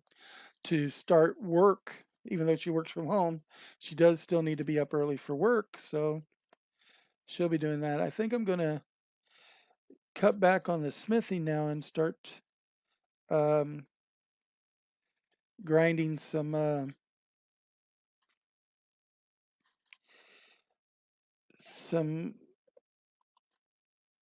mining and stuff again. And we're going to start off with, I'm going to risk not having my runes and try to get some iron and coal built up to make steel bars again.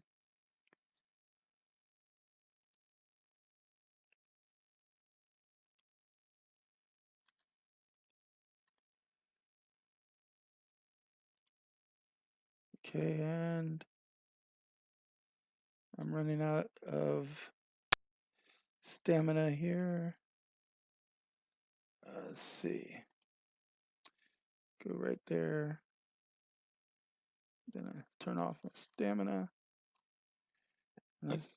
Let's mine some iron ore because I need iron ore and coal to make steel bars, and it's 1 iron ore and 2 coal to make a steel bar. So I need to build up a little bit in my bank before I go to the smelter.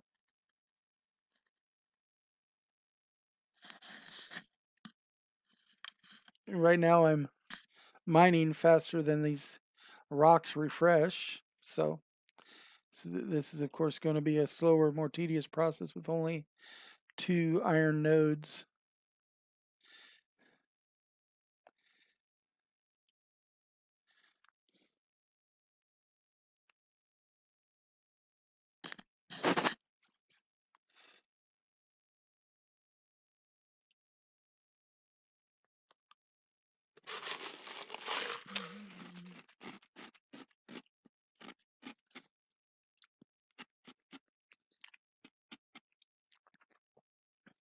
Oh, I'm up to 6 viewers now.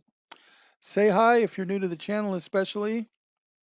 Um, be welcome to ask questions. You can give advice, just don't get upset when I don't always take it, because I will play the game the way I want to play it. Um, that's part of the point, part of the fun for me. I take advice. It doesn't mean I always use it. Um, but that doesn't mean you don't need to give it. It just means don't expect me to automatically play your way, your efficiency, because that's not what I'm about. I don't want to hear about a bunch of cheats. I don't want to hear about go read this wiki or that wiki, because mostly I use the wikis just to find some recipes and some locations, but I do not read the like building faster guides because I want to figure that out for myself. That's part of the fun for me.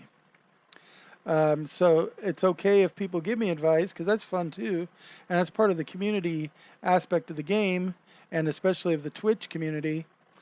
But realize at the same time that each person is going to play the game with different goals and different ideas of fun in mind. So just because it might be frustrating watching me and trying to give advice that I'm not taking, uh, that doesn't mean I'm ignoring you, and it doesn't mean your advice doesn't have merit. It just means that your advice isn't the way I want to play the game. Just like people will tell me all the time, go do quests, go do quests, quest. Quests is the best way to raise this skill and that skill. And it probably is the best way to do it. I'm not going to argue that point because that's not the truth. It is probably the best to do it, but it's not the way I'm going to necessarily do it because, for one thing, I hate quests. If one of the NPCs comes up to me and initiates something, I'll do one of those little side game quests that they give me there because an NPC sought me out to do it. And usually there's a small little reward in that. But I'm not going to go out of my way to just go to the quest log and do all those quests. Other than the introductory tutorial quests, I don't really like to do too many quests in a game. Let's see. Uh, he won't listen. Just kidding. Or am I? My girlfriend knows. That's my girlfriend, and she knows how stubborn I am. If I decide not to listen, I'm not listening. And if I decide to listen, I will listen. And if I decide to give feedback, I will give feedback. That is the nature of this particular beast. And she'll admit that the beast part is probably really true on that. I'm as stubborn as a mule, and I kick about as hard sometimes. Um, but I do things my way. In some ways, I'm very set in my ways. In others, I'm really open. I'm a pretty open gamer. I love new ideas in gaming, and I love new games and stuff. I love old games, retro games. I mean, like for instance, this is a retro game. This is very retro. The graphics, especially in old school RuneScape, is extremely retro, but I'm all for it. Uh, I mean, even hey, don't you go spreading that around now. You're gonna ruin my rep if you tell people I'm apologizing to your kid. You don't need to be spreading that kind of rumors around. People start thinking I have a heart. I do not have a heart. There's just a pump there. No heart available. Don't go spreading those dirty rumors. I am just like a donkey, a proud and handsome animal. Yes, that's why I'm like a donkey. No, I'm stubborn as a mule, though. Kick like a donkey. Ooh, bunch of froggies showed up. Please respond to something. Talk to the froggy. Don't talk to me. Speak to the frog prince. Okay. Which one's the frog prince? That would be that one, I think. It'll help me. I was transformed into a frog by a well meaning but sadly frog obsessed old wizard. Only a kiss can turn me back. Will you help me? Let's see. Okay, how do I help?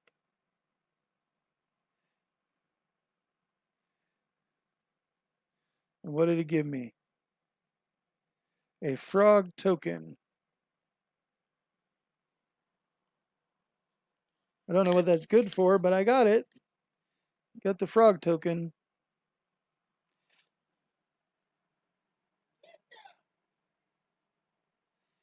Something is just like an onion, and then she's yelling something out there in the background.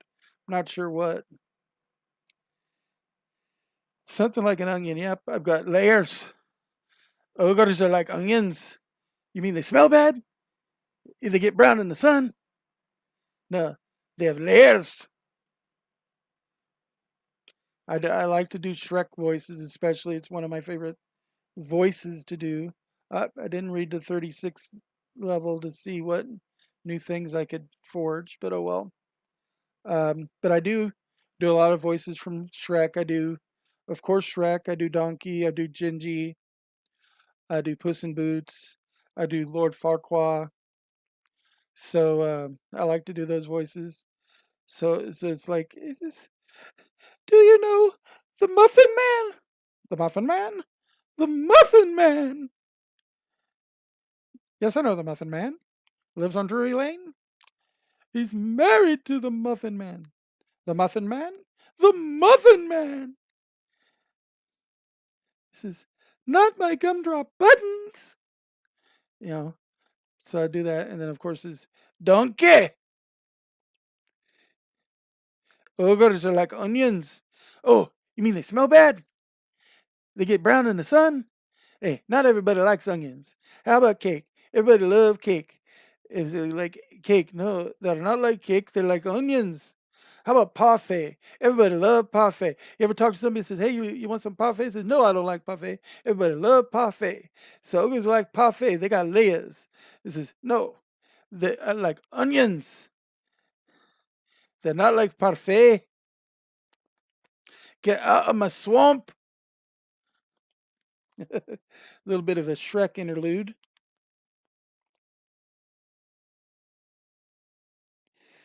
Yeah, I know it was the one with the crown.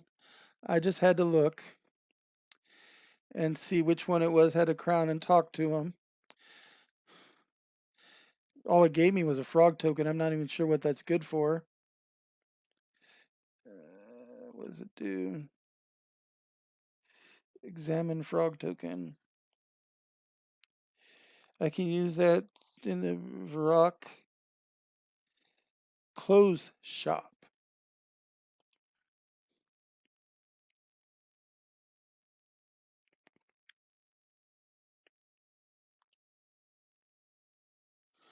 Do do do. Mana mana. Do do do do do. Mana mana. Do do do do.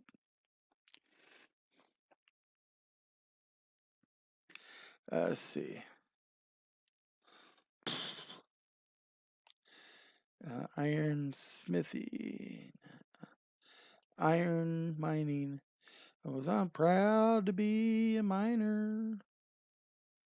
69er. Um, I could be like Loretta Lynn, proud to be a coal miner's daughter, but I don't want to sing any of that song because, of course, that is almost guaranteed to come out with a copyright police, even though it's an old song, probably in the public domain by now, but you never quite know.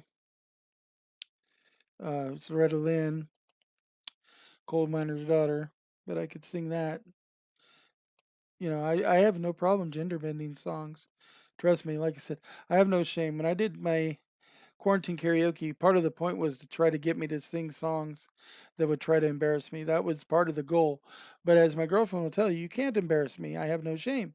I will do anything. I've gotten up on stage in front of thousands of people dressed in freaking lingerie as Frankenfurter during the Rocky Horror Picture Show and sang my heart out, doing my best impression of Tim Curry as Frankenfurter uh, in the Rocky Horror Picture Show. So if I can get up and do that and drag, especially as I can then go to karaoke as a straight man and go to a gay bar and do it and have no problem because I'm completely comfortable. Because I used to do it in Columbia at a bar called the Arch and Column when I first moved to Missouri, and it was one of my most requested songs. That and Aerosmith's "Walk This Way," but I get up and sing karaoke in front of tons of people all the time. I've been in a couple of cover bands and stuff. I have no shame. I'll get up and act silly or crazy, do like Pee Wee Herman type dancing. Then I'll get up and do freaking high quality, like freaking line dance and swing dancing. You never know. I'll get up and act silly and fail and act silly and succeed, and it don't matter to me because I have no shame. No shame, as Sophia has declared in channel quite openly now multiple times.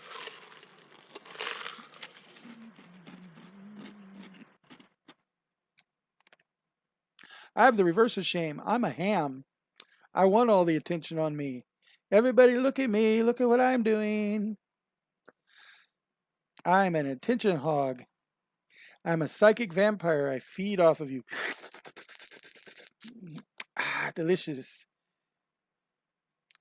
It's finger licking. It tastes just like chicken.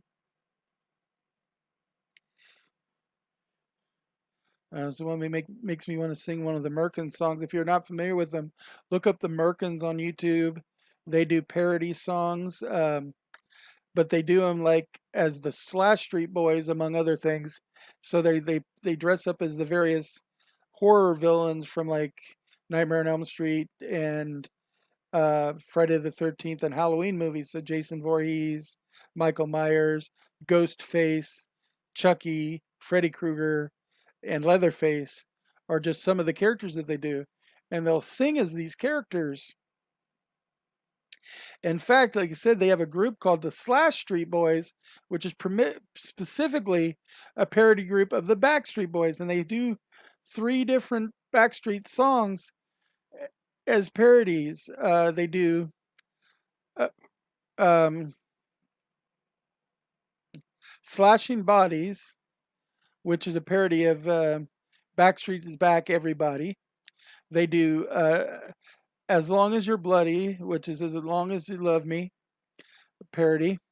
And then they do I'll Kill You That Way, uh, which is a parody of another Backstreet song, and it's something like I'll Do It That Way or something. I don't remember the exact title of the song right now. I'm not looking it up, but they do parodies of that, and it brings me in mind of those songs. If you're on my Facebook, I share those songs all the time, and my girlfriend is getting sick of them. She hears them so often, and she still disagrees with uh, my definition of psychic vampire. I think I'm a psychic vampire because I feed on the psychic emanations of my crowd. They feed it to me and it gives me energy, and then I feed it back to them as a perpetual cycle. She doesn't believe that that's psychic vampire as much as it is just more of a ham and a little bit of an empath. But that's okay. We don't have to degree on the terminology or anything. Uh, just unlike some psychic vampires, my feeding is not detrimental to the fed upon. And I think that's the part where she comes away with it not fitting her definition. Because for her, a psychic vampire, when they feed on your energy, take your energy and you're left exhausted and low on energy. And where I do it and have a feedback loop that happens. So you give me energy and then I give it back to you in such a way that everybody ends up more energized at the end. But she doesn't see that as necessarily counting as psychic vampirism. And, everybody's definitions are different. So who's to say who's right? Their labels are just that. They're used by some people and not by others. Everybody uses them a little bit differently. We use them as points of reference, but they're inexact.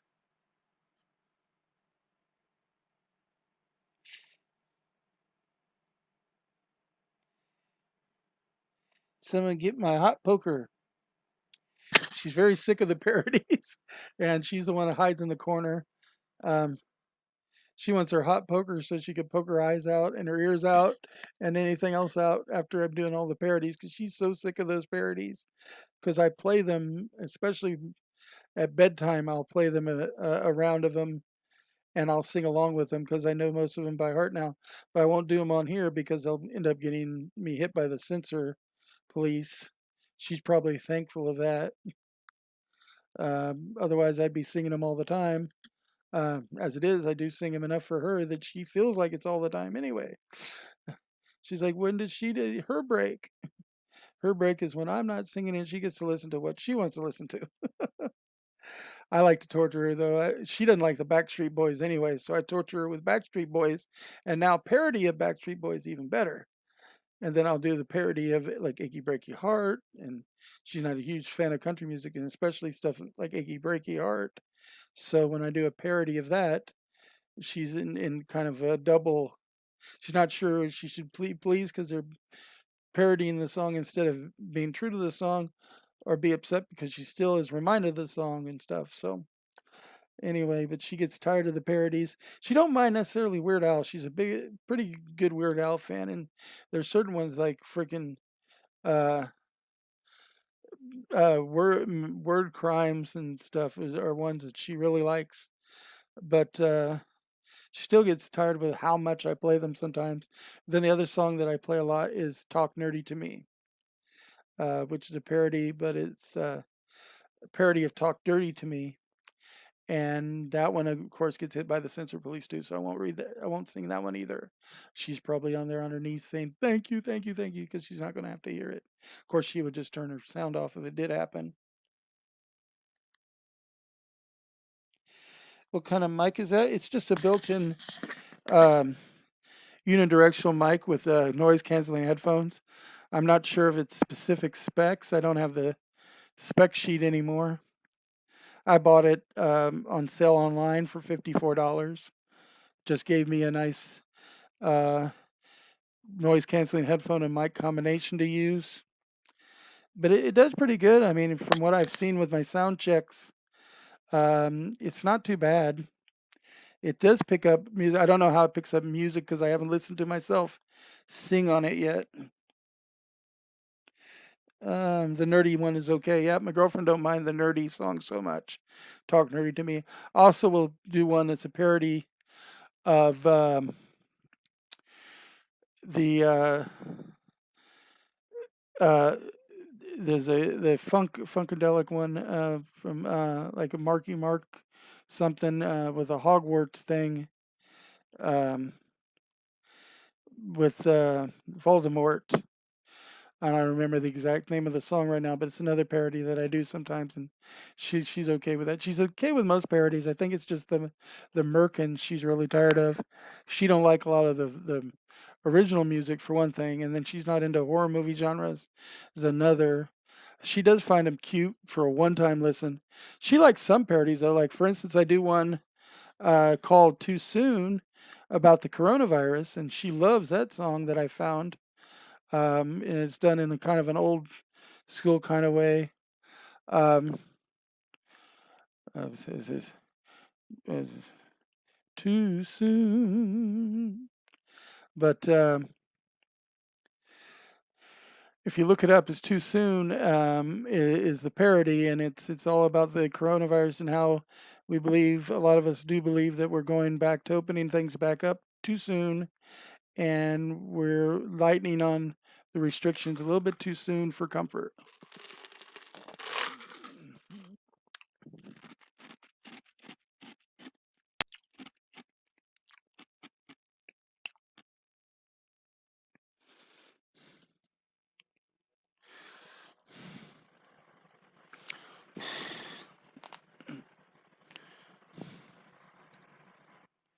Uh, yeah, the coronavirus one is political, and she likes political.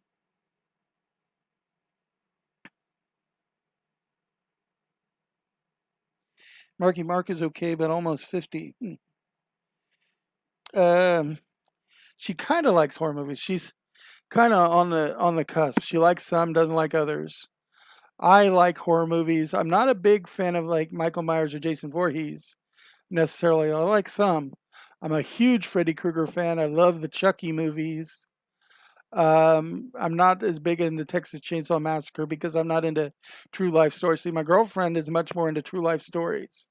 She loves watching biographies and serial killer hunts and missing person hunts and things like that on like YouTube and whatever. So she does watch that. So she didn't mind watching like the Dahmer story or the Unabomber story or any of those kind of things are right up her alley. She loves that kind of stuff. 112. Okay. Now let's see. Let's start.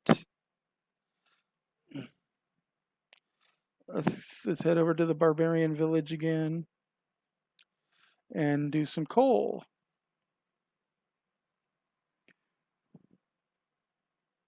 She does like to get into political topics much more than I do, but she loves the song, especially because she agrees with the message the song has too. It is too soon, uh, and she does like that. Like I said, she does like some Weird Al parodies and some other parody stuff, even if she doesn't like as much parody as I do.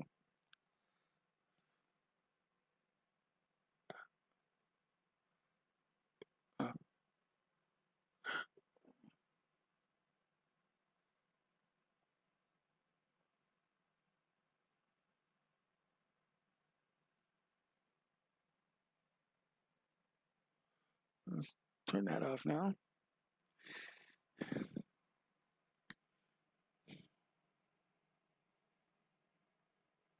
Turned into the Doc and Sophia show.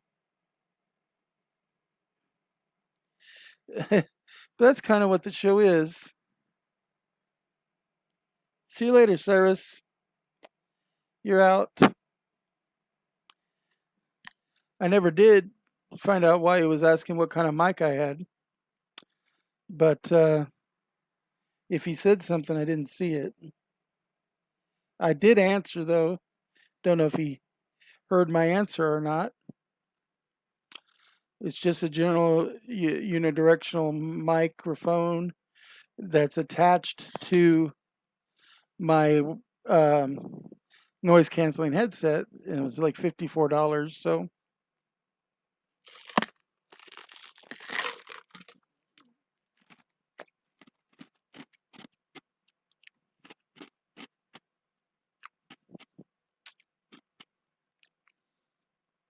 part of my Christmas gift to myself.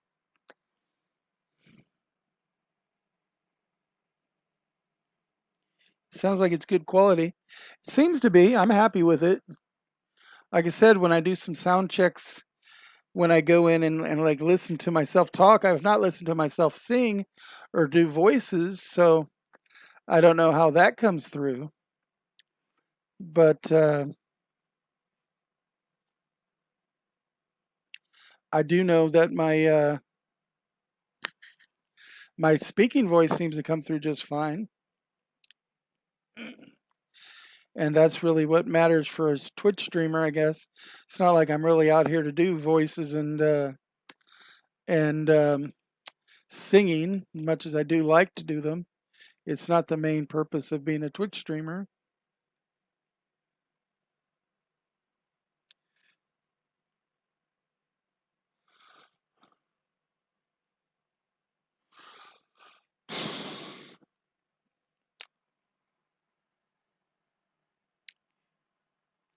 It is pretty good, as Sophia says. I know that sometimes when I do that air blow thing, I forget and do that it kills some people because the quality is good enough that it picks up that air exclamation that I do sometimes, and it can kind of echo in people's ears or whatever. So I'm sorry when I do that, but I do have a tendency to do that from time to time. As my girlfriend says every time I do it, says I do that all day long while I'm working. but um, but that's what she does all day long while she's working. I mean, but I will do that blowing air through my lips kind of thing. That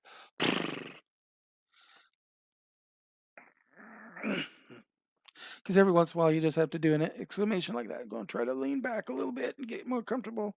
It's about 11:21. We got a little bit under 40 minutes left of the scheduled show. See if any more people come in.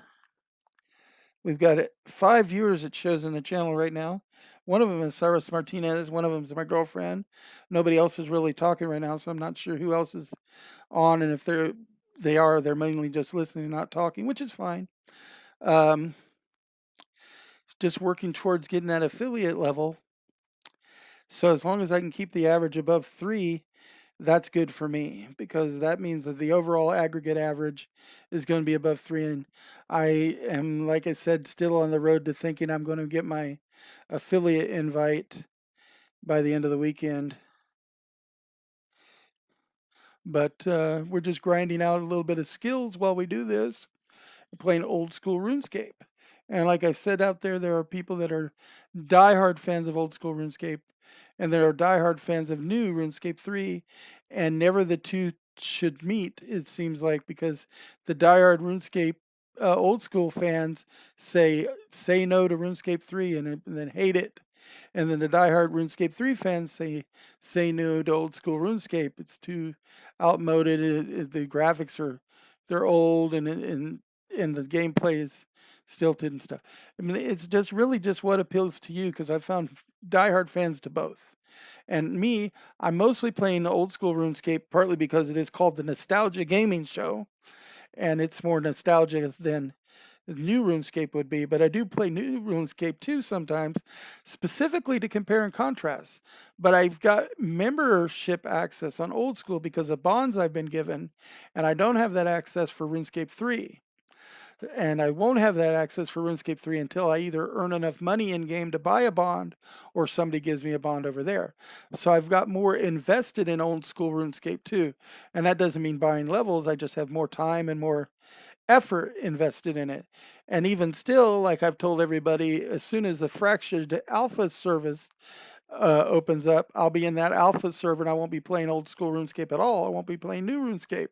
I'll just be playing fractured with all the streaming time I can possibly give it because I'm an alpha tester and that's what I live for is alpha and beta testing games. I love to go into that testing element of the games and really kind of give it a once over. So you hear me talk and comment while I'm streaming Fractured all the time. And they've given us permission to stream our alpha testing. So I am taking advantage of that permission, the no non-disclosure agreement thing. There's nothing, no kind of gag order, which sometimes happens when you do alpha and beta testing. And this one isn't actually encouraging us to share our streams. And so I do stream it as much as possible. It'll take over a lot of my scheduled shows, and it will definitely take over all my unscheduled time. Unless, of course, as I said, it'll be a time when I'm fighting for bandwidth because during the day, the girlfriend is working from home and has exclusive use of the home internet. So I have to use phone as Wi-Fi. If that's not strong enough to run Fractured, then I might come on and stream something else like old school RuneScape, which is not as demanding of streaming as Fractured would be.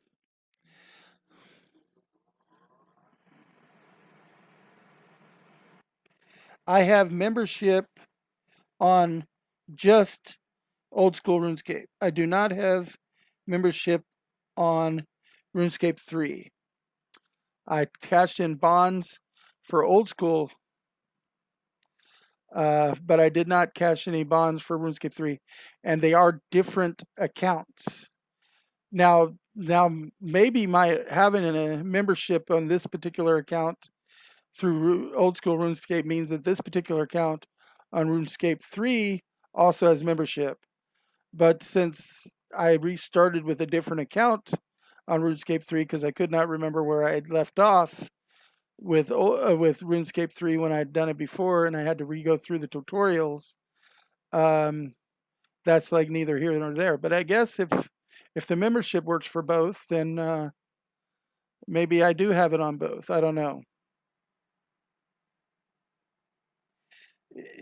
It joggers around. Yeah, yeah.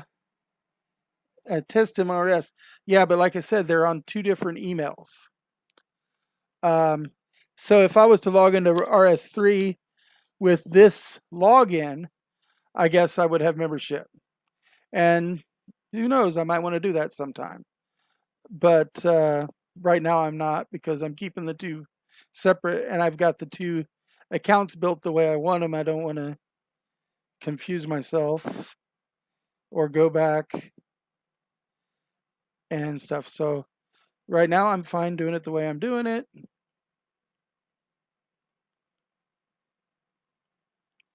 But yeah, they're all JOGX accounts or JGX accounts. So I guess in that respect, if they were both using the exact same email, then yeah, I would have membership technically on both, I guess.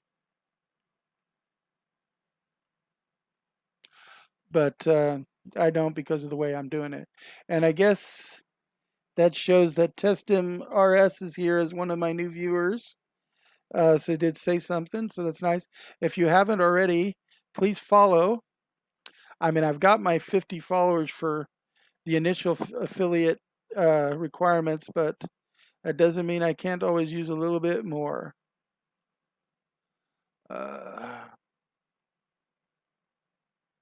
I'm just grinding out some coal mining. I was doing some iron mining earlier because I'm going to be making some steel bars, and so I need I've got about 100 and something steel iron ore stored up, and it's a 2-to-1 ratio. So you need 2 coal ore for each iron ore in order to make it steel ore. So since I've got like 111, 112 iron ore, that means I need about 222-ish, 224 coal. I'll probably stop before I quite get to that point, but it means I do need to grind out some stuff, and that's what I'm doing right now, if anybody's wondering. My stream is scheduled to go on for another 32 minutes at least before I'm scheduled to go offline.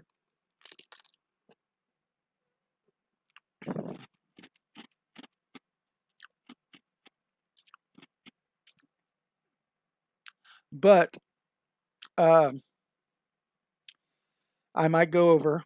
I have before, especially if a bunch of people come in near the end of mine, or if I get a raid near the end of mine, because I do want to help perpetuate the raid. I don't want you to come in just to have me leave. But I also do have to be up in the morning for dialysis treatment. So my alarm is set to wake me up at like 4:45, because I get picked up at between 5 and 5:30 in the morning to go to dialysis treatment, and then I'm there for 4 hours. Now I am supposed to be back to stream an unscheduled stream tomorrow, sometime between 11 and noon Central Standard Time. It is now 11:30 Central Standard Time, 11:29.